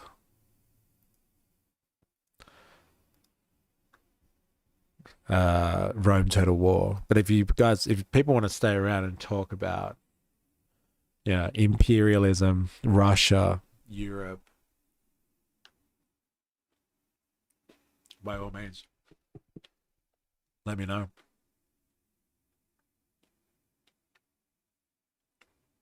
More than happy to continue this very interesting conversation. Why doesn't that come up? Censored. I'll send in DC. I can't believe it got censored. I can't even see it on my side. Maybe it just doesn't go through at all. I don't know why more conscripted Russians don't just frag their officers. Frag is such a good word, isn't it? I love it. Yeah, right? Like, you know, and it happens in war, right? Like people just get sick of following orders and frag their officers. Yeah. Well, like it depends if like they're ideologically opposed to the war or not. It's like I don't know what the manufacturing consent machine is like in Russia, but I'm assuming the people that are being churned out by this system, well, maybe the first ones anyway, maybe not now, but like they must have been supportive of the war to a certain degree, I guess. Yeah, they must have believed in it. But like, you know, why doesn't any soldier, not just like, you know, in the heat of battle, behind enemy lines or whatever, just take out their officers. They just get reorganized into some other platoon or something, or other regiment, if there's no officer anymore. That's very true. It seems like quite an insulated country. Yeah. It'd be interesting to know, like, how many people believe ideologically in this warfare or not.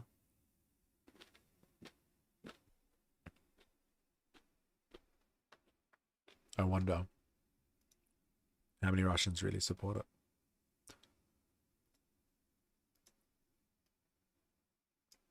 So anyway, like I said, I'm going to start some Rome now. So like, yeah, if you want to continue this conversation, which is riveting, can I just say, then let me know. More than happy to keep this conversation going.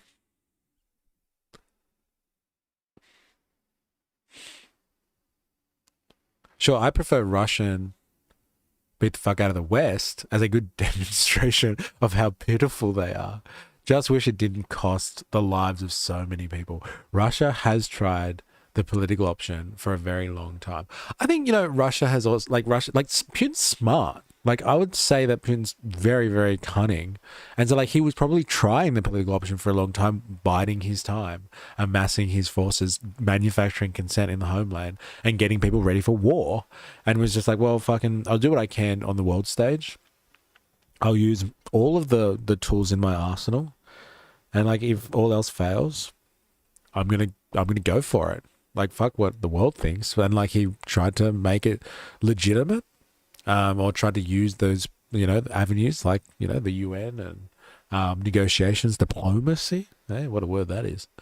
And I think he's cunning. He's smart, and like he was ready. He was like, all right, this is not going anywhere, so let's do what we need to do here, kind of thing. And like the West were completely not like unprepared for it.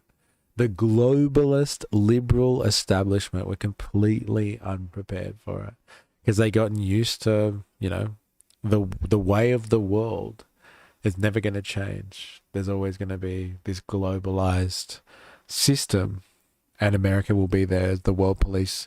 And like, so what if America has really no principles and doesn't follow the actual rules of the world order they've established? They'll maintain the peace, and we'll be able to just keep making money off it. And like, they are being challenged right now, the Europeans, with a stark realization that the Americans actually have no intention of, or the Trumpian America has really no intention of upholding any of its obligations to the world order, or to protect the world for global trade. And then that's like a proper kind of a good Marxian analysis of that. Is like, people thought that the globalized situation would just last forever and everyone would just make bank in the current way of doing things.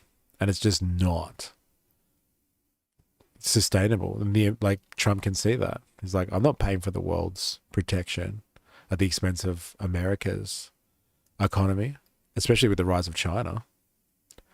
Really, it's China who seems to be benefiting the most from it, actually. And like, clever Chinese, clever Marxist-Leninists, I would say, right? They've figured out how the world really works. And in the meantime, while America was spending it all and policing the world, they grew their economy under the auspices of America's economic protection. They fully have like used the globalized world to their advantage, got everybody addicted to China, and now like America's like, hey, wait a minute, what do you mean we're not the biggest economy anymore? It's really clever stuff, actually, from the Marxist-Leninists, I would say. But like, people are waking up to the game now. And it's not as simple for the Chinese to just to do whatever the fuck they want. And so tensions are rising. I'm not going to read that out. Thank you, Jerry Poppins. They are clever. They are fucking clever. That's for sure.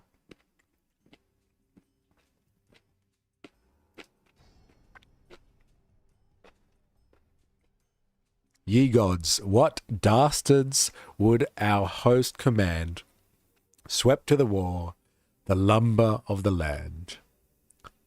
What dastards. That's a good word. I'm not going to read it out. I know what you're doing.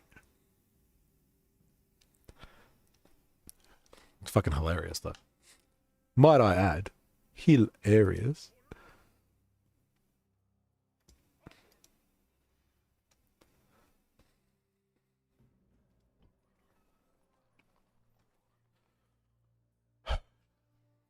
Macedonians, bro. Now, who's hanging out? Let me know in the chat if you're hanging out today.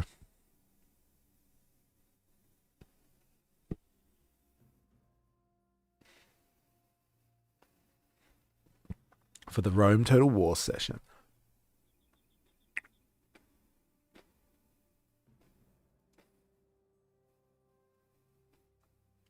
It's all just hoplites, hoplites, hoplites.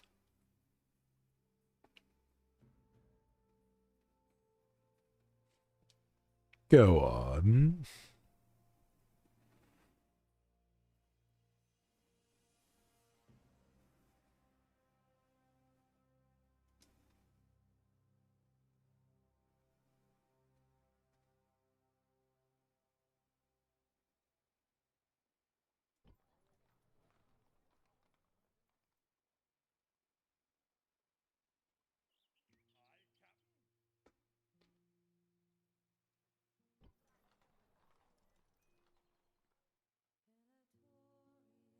I'll hang out, but I'll keep my pants on this time. It's good to know. I didn't realize you didn't have your fucking pants on last time. Oh,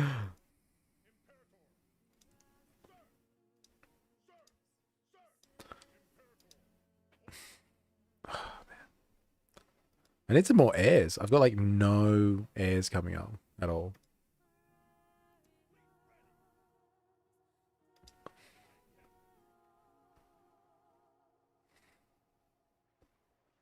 I need to finish off the Macedonians too, I think. It is time.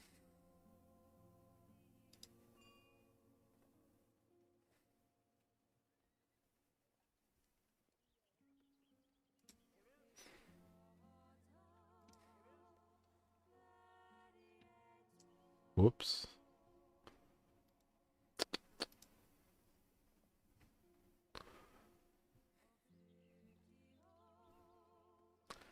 Yeah, I know. The videos they sing, it's fucking annoying. I don't know why. It's been okay today as well. Seems to have been working fine. Might change the camera around. But the game seems to be working okay. Which is interesting. I wonder why the camera's cocked it. Let's see if I can change this up then.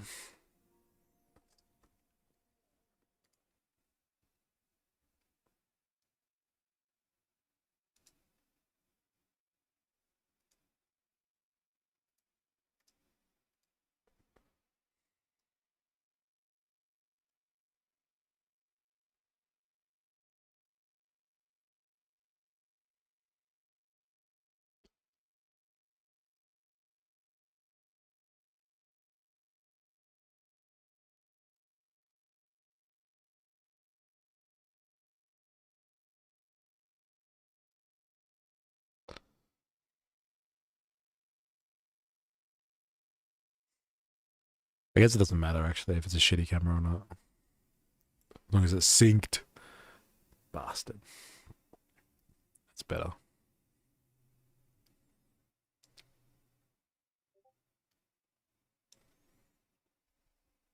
Check your activity monitor. I have. Like the CPU is going great.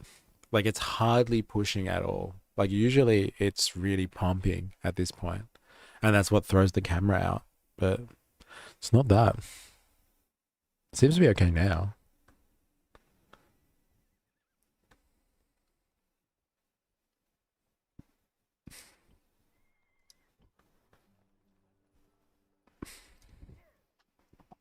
I thought I had a battle though coming up. Disappointed.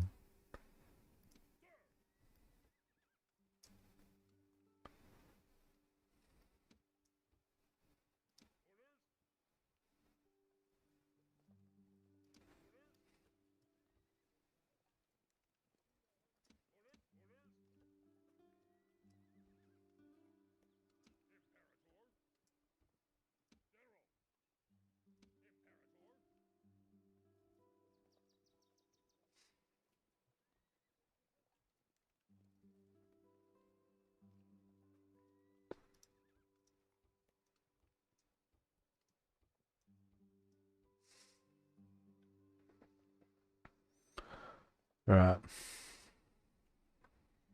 These fucking Macedonians. Boo, Macedonians. To see if all your straight... To see if all trying to stream in game is using up all of the resources. Okay. I will check this out. Is it synced now, though? Should be better, I guess.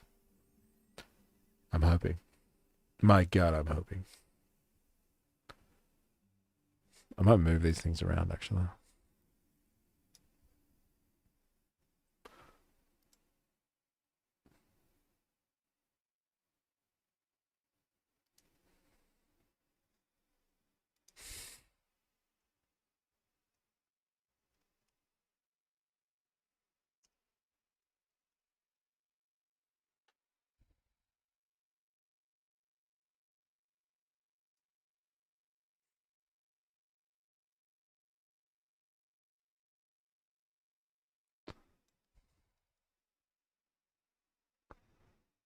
Could just be overheating. Yeah, much more in sync. But like, that's the thing. It wasn't, yeah, could be overheating. You're much more in sync. You could even start a boy band. I see what you did there. Ah, I see. I see. I get the picture. Yeah, it's good now. Okay, sweet. Alright, back to it.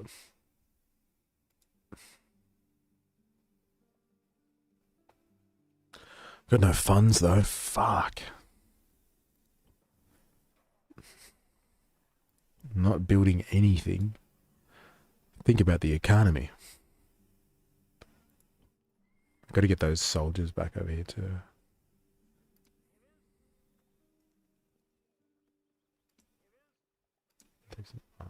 These ones. Yes, sir.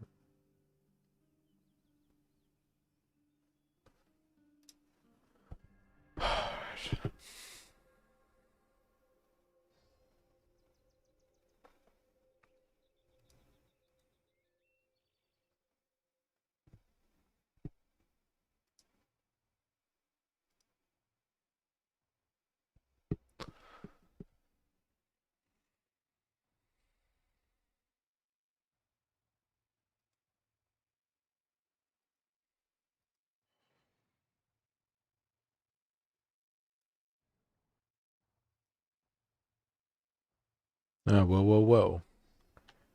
Yeah. I guess that was coming, right?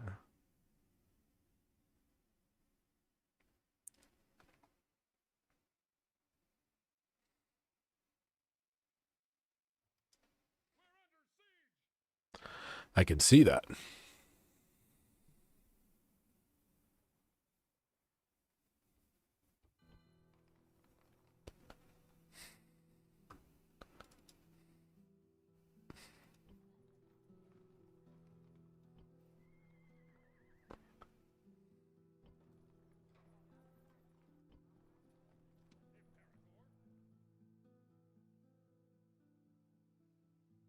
Ah, whoa, whoa, whoa. Interesting. I see.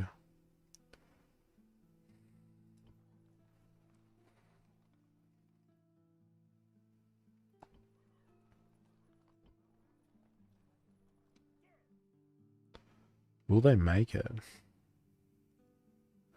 going to say that they will.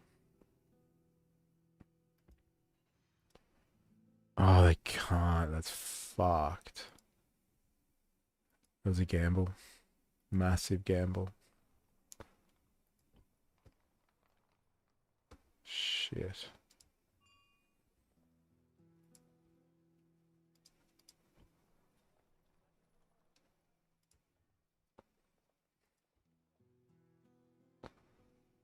Damn it.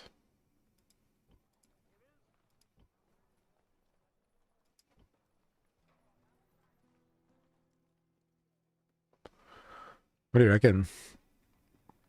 Do I sally forth and take them on? Eh? What are your thoughts on the core reason why Russia invaded Ukraine? Personally, I think it was primarily so Russia can control even more of the gas flow to Europe to keep their economy going.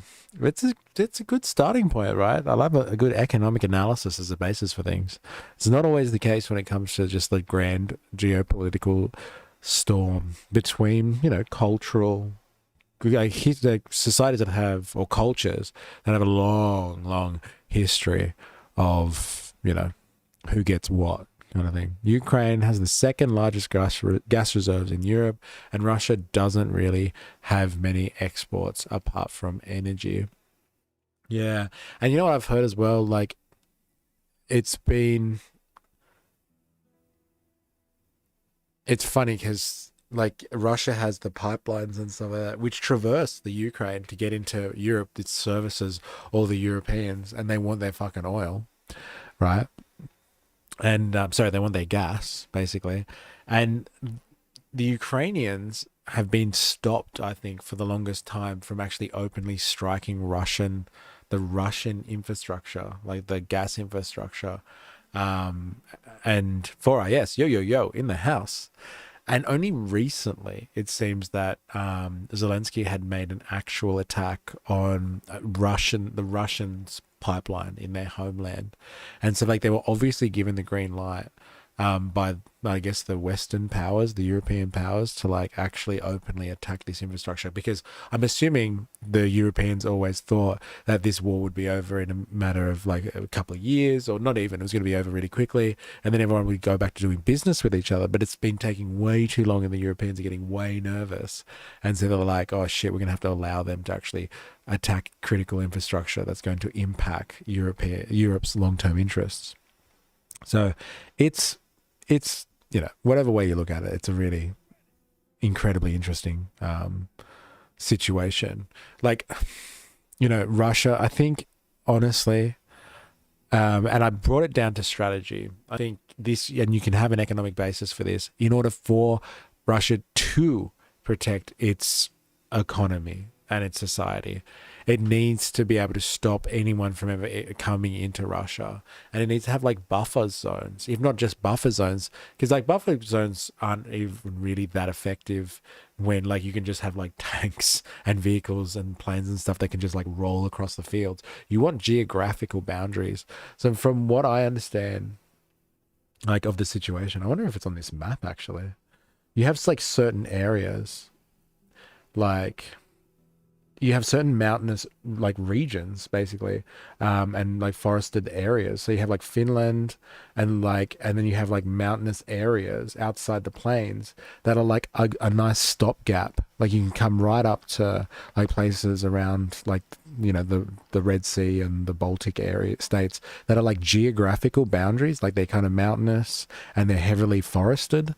And like if you can come up to those like geographical boundaries, then like people can't easily invade like the heartland of Russia. And so like I honestly think it's very strategic what they're doing, like in terms of protecting what it constitutes the core of Russia.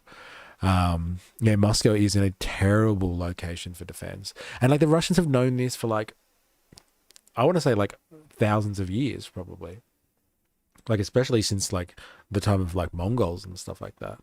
Like the Russian defense during like the time of Mongol invasions and stuff was literally to just pick up everything, move out of the city and go into the forest. And then they just go into the forest for like, I don't know, a few months or a year or something like that, and then just come back out again when they needed to. And it was the rolling plains that always annoyed them. It was the rolling plains that allowed fucking Napoleon to like walk right up into Russia and then obviously get taken out by the weather. That seems to be the thing that gets anyone that goes after Russia. But like, you know, for all accounts and purposes,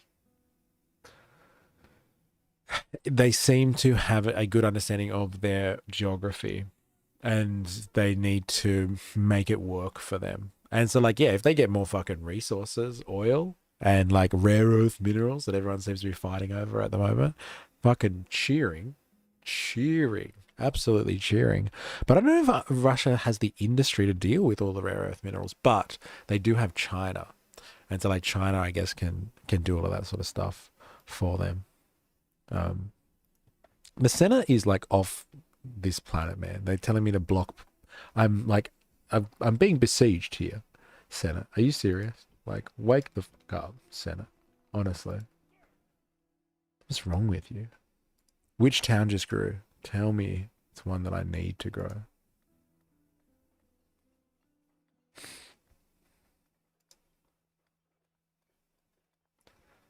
It's the one that I actually need. Yeah, I guess so.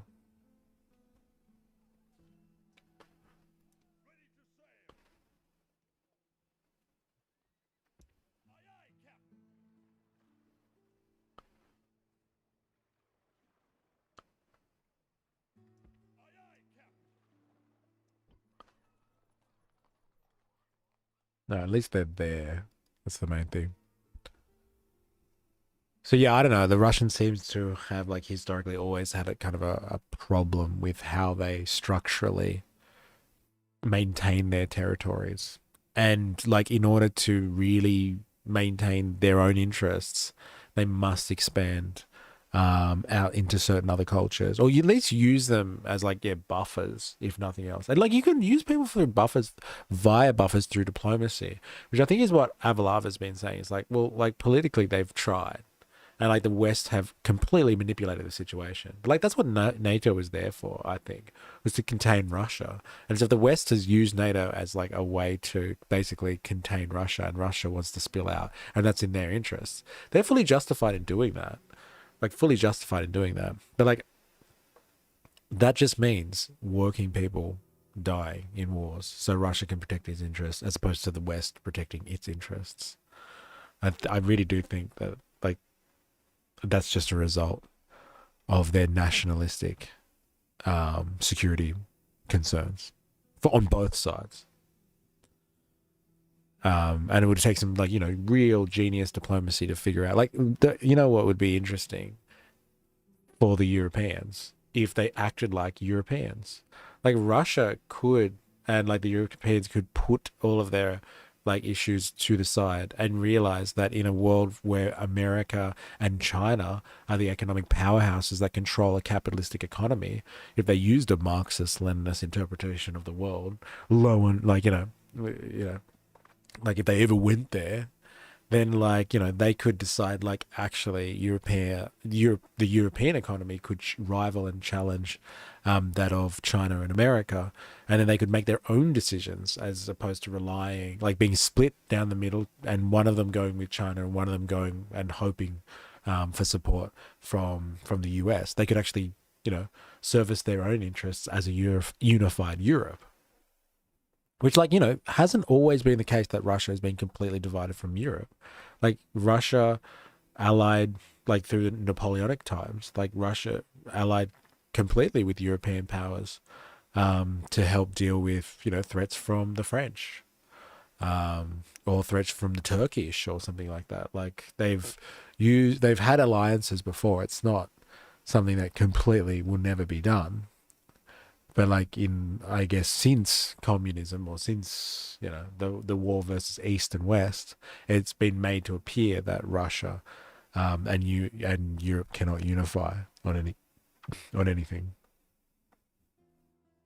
I think that would throw out the balance hugely, actually, if Europe decided to unify and stand alone against the US and China.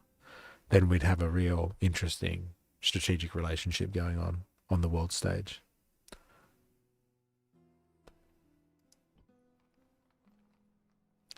Oh, fuck. I'm going to have to roll the dice on this one. Settlement besieged. Yes, I know. Seriously.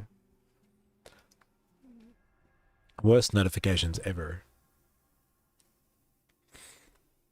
Oh, they certainly do not. Rare earth refining is very complex, since most rare earths are found in high concentrations together and have all similar chemical properties in terms of chemical separation. And apparently, like, China dominates that because it's so, I guess, complicated and resource intensive, because you have to like really break everything down, refine it, break it down again, refine it, break it down and refine it, like et cetera, et cetera, et cetera.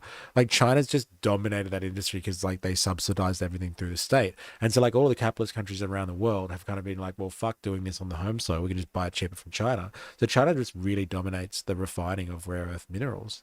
And so like, again, China has understood, because they're Marxist Leninists, that like the bourgeois world will be like, oh yeah, if China can do it cheaper, let China do it, kind of thing.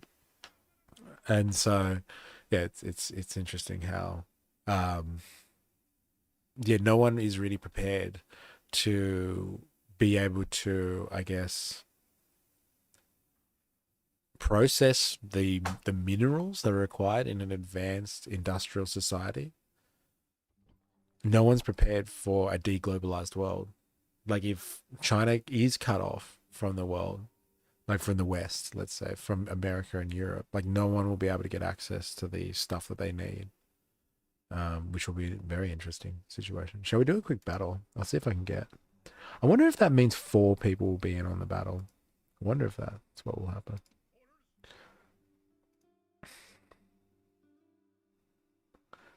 It'll be a 4-way battle. I don't want to do a 4-way battle though, because the AI is so stupid. Let's see. Let's just see.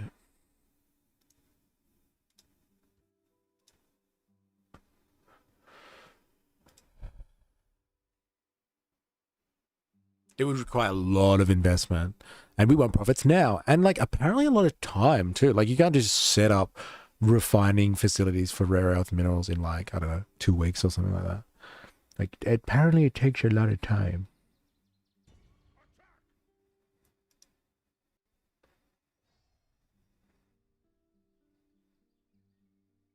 That's right. Bugger off, mate. Back to where you came.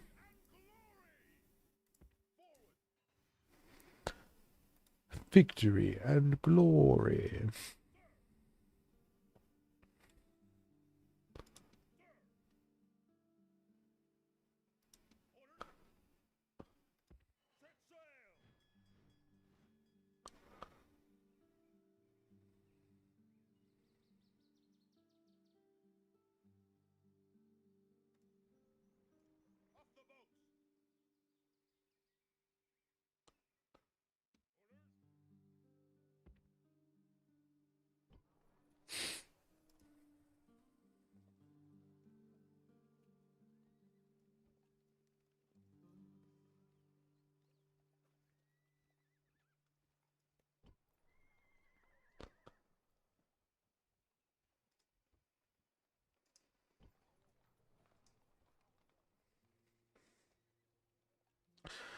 Yeah, so when you have a new political party every 3 to 4 years, large-scale projects can become impossible when the other party can just pull funding. Yeah, it's interesting. And that's why, like, China does so well as well, because they're a planned economy, right?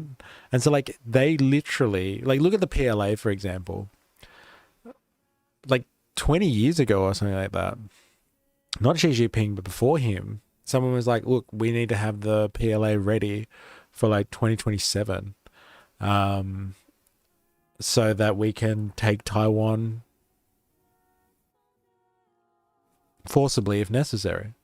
We can reunify China if necessary. And so like they've been working for 20 years to do that, as opposed to, yeah, it's like changing every fucking, I don't know, 4 years and someone coming in and destroying the plans and bringing in their own for their own political gains. And so they've really worked towards that because they plan what they do. And so, like, yeah, it's very different.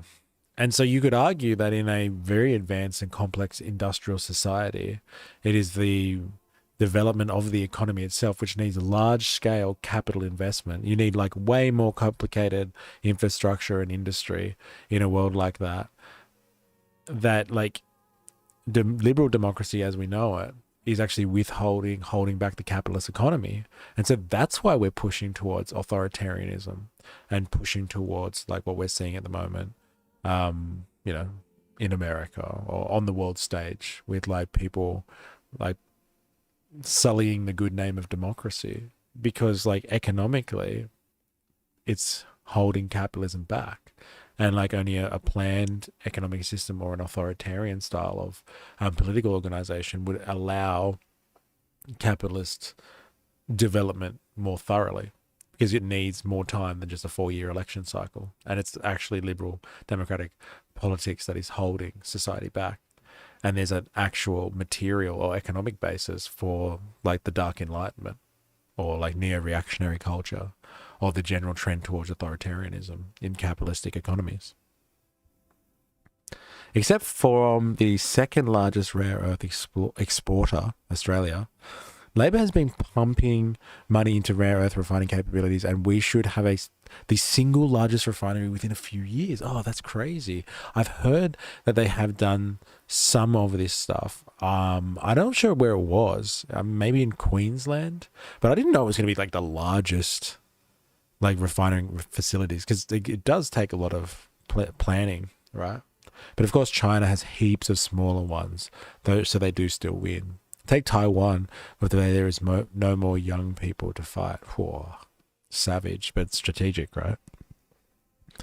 You need a lot more cooperation between industries over long periods of time, while our current system, every industry is just thinking of themselves. Yes, hence why you need planning. And like it would seem that planning can't be done in a liberal democratic context. So when the bourgeoisie does planning, they do it authoritarian style. But when the workers do planning, maybe they will do it in a democratic fashion. But I guess we'll never know. We'll never know unless we have that transition to socialism, I guess. We're working on it. We're working on it. All right. Quick break. I'll be back. I'm going to leave the music on there so you can enjoy the Rome Total War music. I love the Rome Total War music. G'day, it's Ron.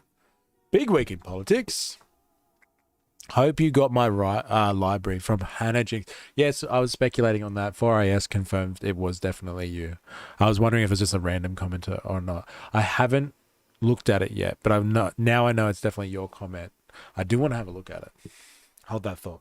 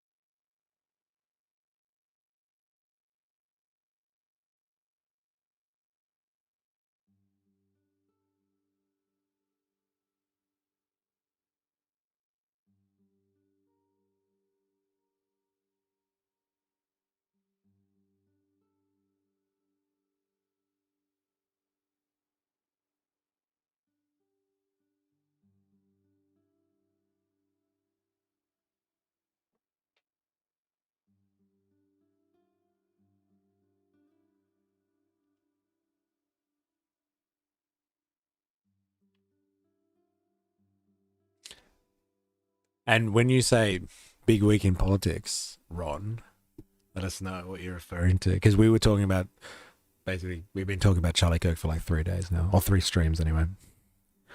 Non-stop Charlie Kirk fest. Now, who should I do? Should I sally forth out of Apollonia, or Sally Firth like big time out of Corinth. Like that's a big battle right there. That's a huge battle. Bro, it's huge. Oh my god. Look at this one. Who are these people? I wonder if I can take them. They've got too much cavalry though. Shit. That's a big problem. Cavalry will crunch me hard. I don't know if I can help them. Oh man. I'm already losing people. Like crazy there.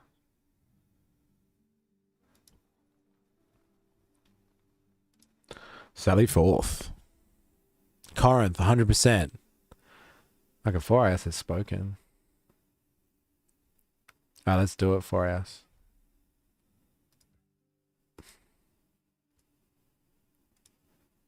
I wish I had like a general there. Like a personality.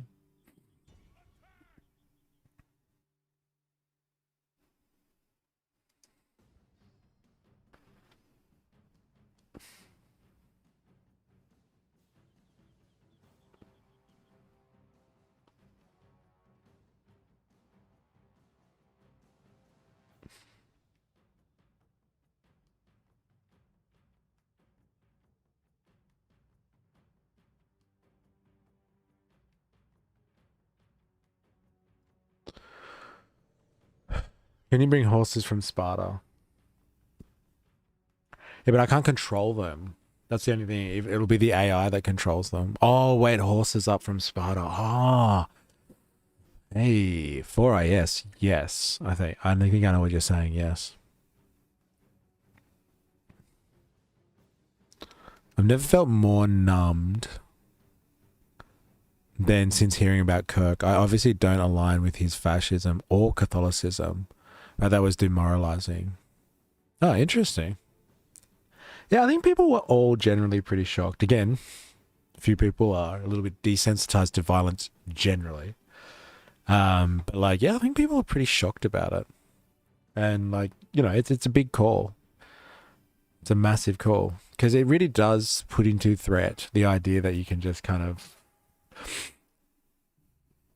speak freely about things. Like, about anything. And not really have to be threatened by violence. It calls all of that into question, obviously. So I think they're going to have reinforcements coming from up here. I bet you they're going to have reinforcements. Fuck. I have to start battling the rain? Fuck you. Really? Okay, interesting.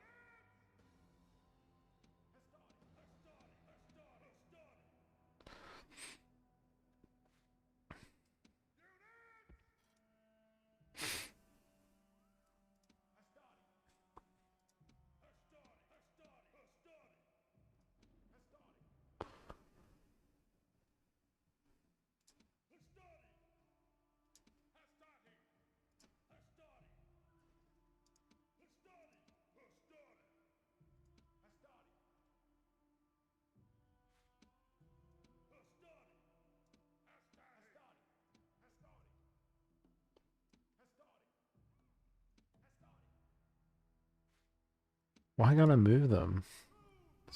Fucking hell.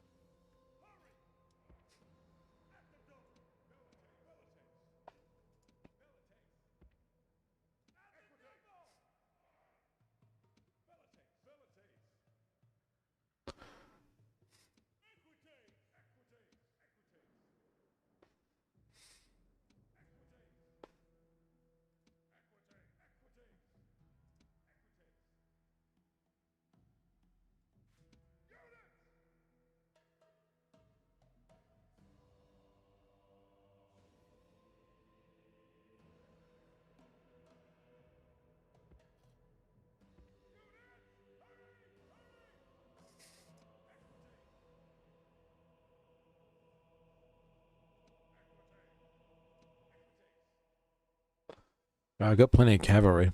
Do they have siege weapons? I don't know. I can't see any. So I'm assuming not yet. It's a good question though for us. Strategic advisor. Great question.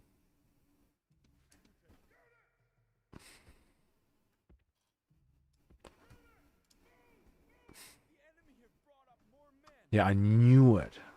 Fuck. It's a big problem. It's a massive problem.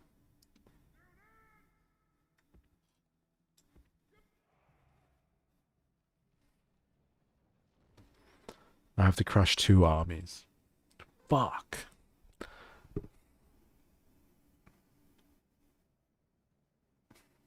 I can do this.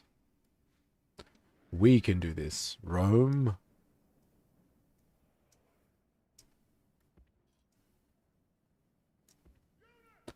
Come, Romans.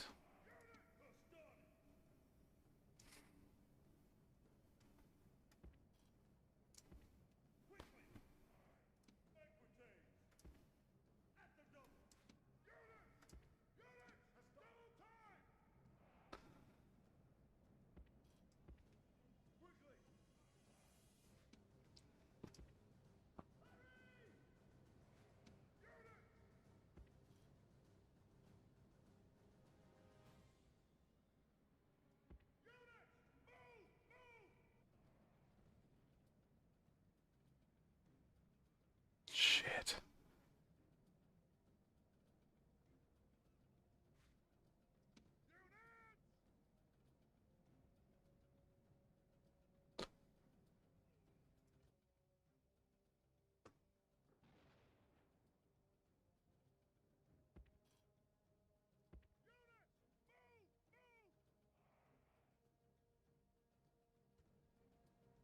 Don't walk.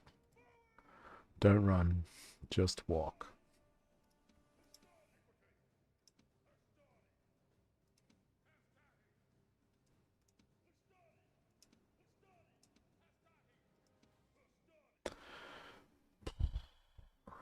This is intense. I haven't even started fighting yet.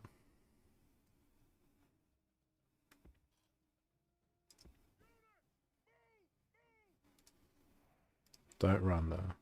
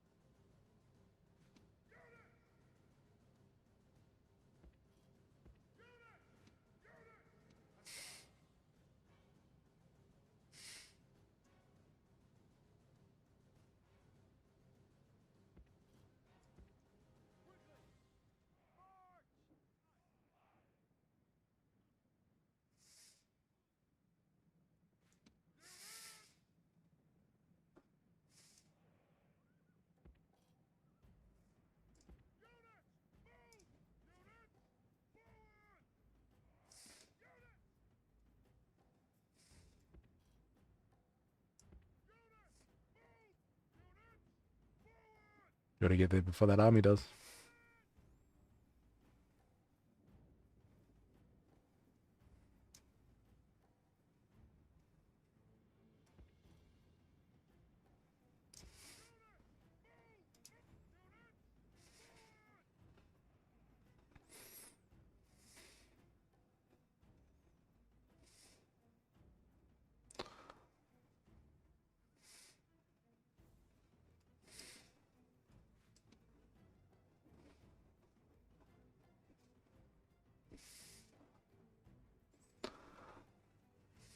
Interesting.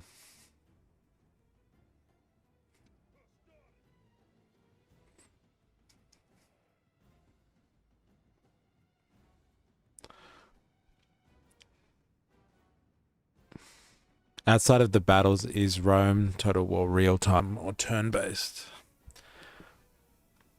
Yeah, I'm surprised they've sacrificed the high ground actually. I gotta get this battle moving before they come.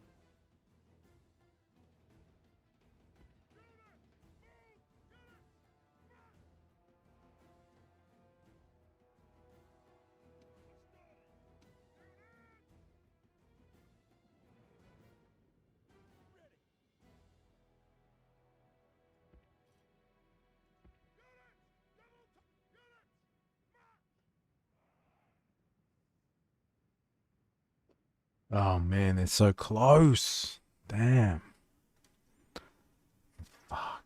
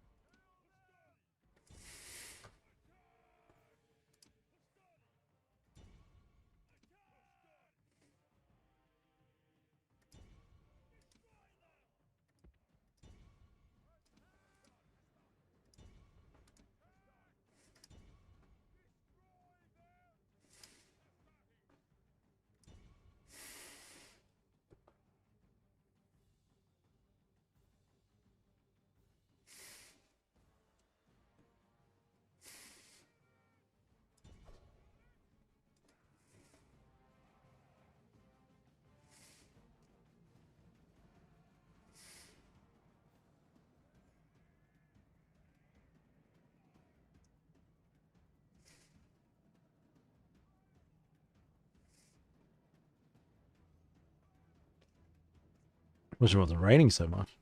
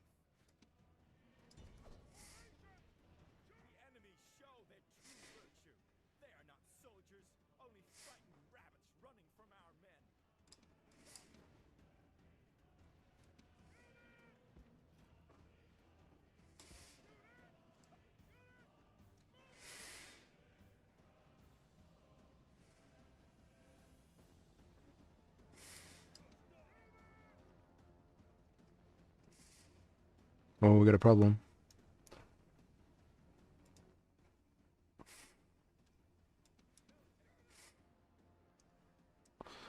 Interesting. Get your horses to mop up. Yeah, I know.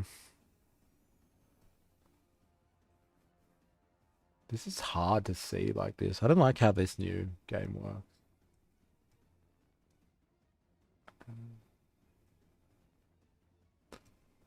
Interesting. Especially in the rain, like, come on. Alright. What are we doing? What are we looking at here? Greek cavalry. Cavalry. Cavalry. Oh, they're all cavalry. Ah, interesting. Okay. Get these guys aligned here.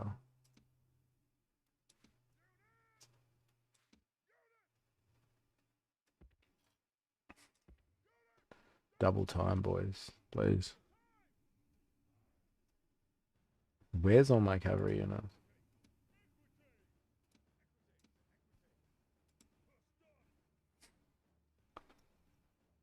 Gotta reform right now.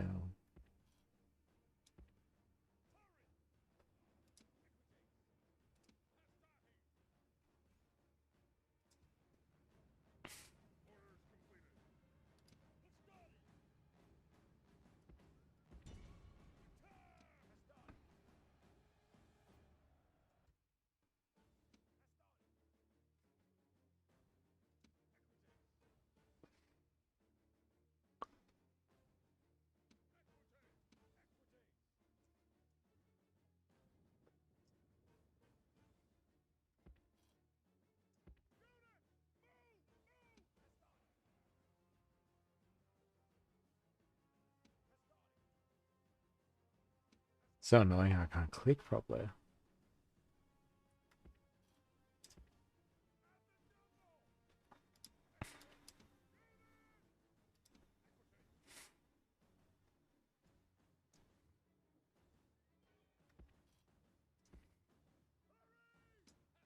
Oh, they're all idle.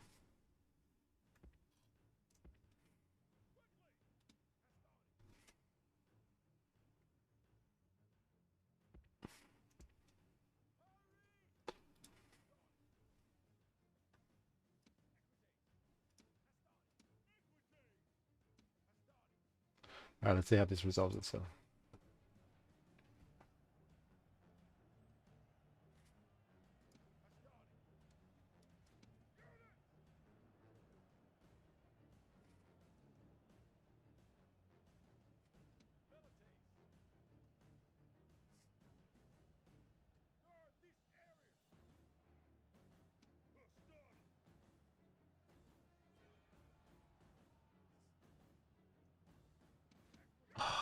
Didn't see that coming.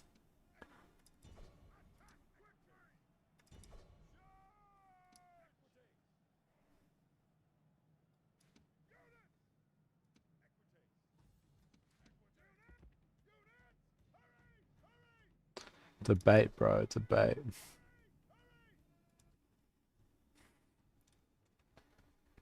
They're pretty ballsy, I must say. I guess they're gonna have to. All they've got is horses, right?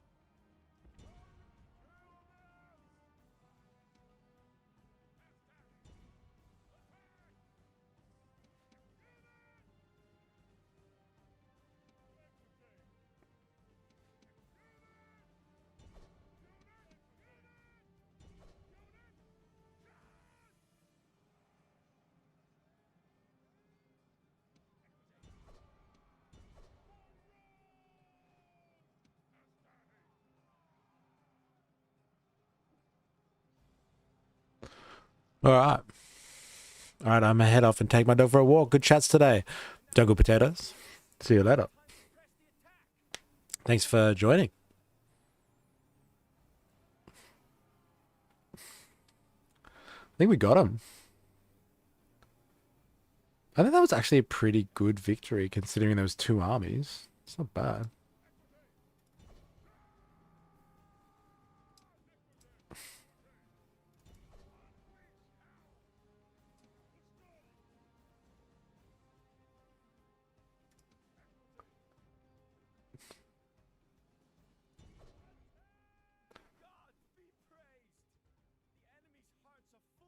Yeah, the ground helped, I reckon, yeah.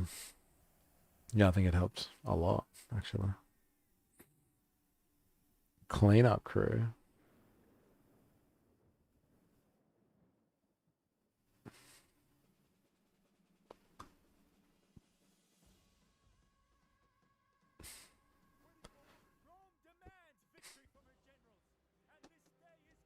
What do we lose? A few hundred? That's pretty good. That's a really good result, actually. I'll take it. Take that. And after we talked about all that empire building before, feels kind of hypocritical. Just a little bit, though. Just a little bit. Not too much. Who was the first that forged the deadly blade? Of rugged steel, his savage soul was made. Yeah, who started the first? Ooh. You're off, Avalava. See you later. Thanks. Yeah, we aced it. I was surprised, actually. That one came off nicely.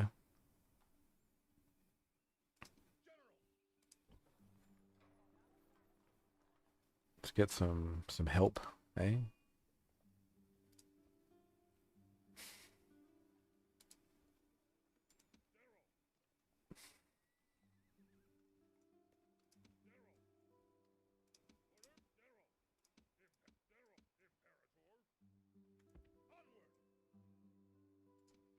Why can't they reach each other?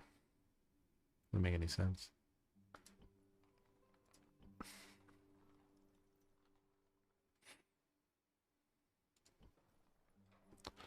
I wonder what I can do about this, though. That's a problem.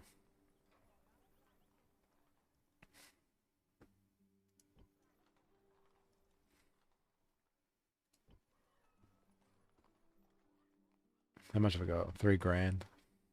Interesting.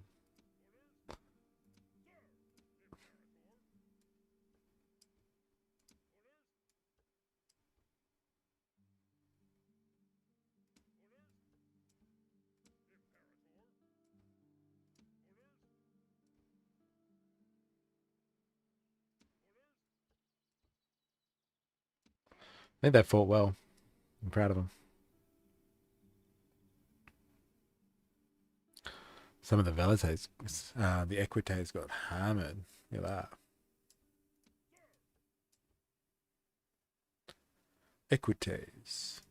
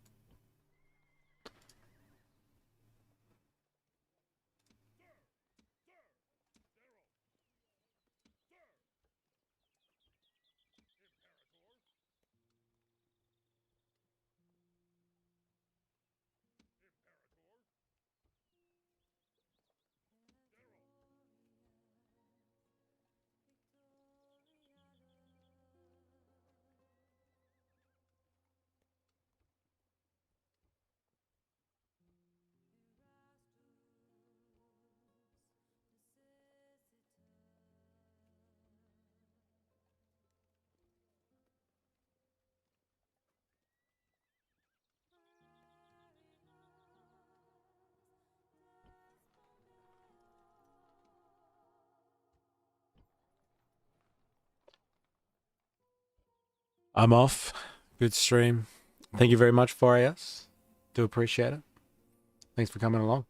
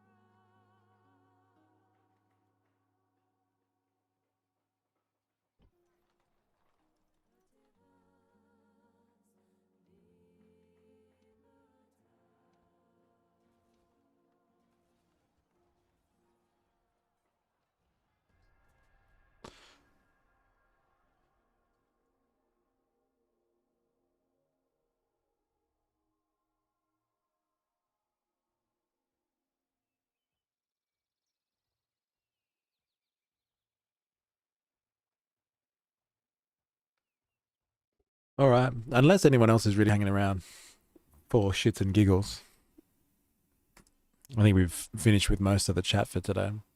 I think I'm going to leave it there, actually. Call it an afternoon myself. Voltateur, still there. It's good to have you. And you know, we keep using that same chart that you... I've used that in 3 streams now, that chart that you provided about the violence via political persuasion in America. So, like, yeah. It's a good source.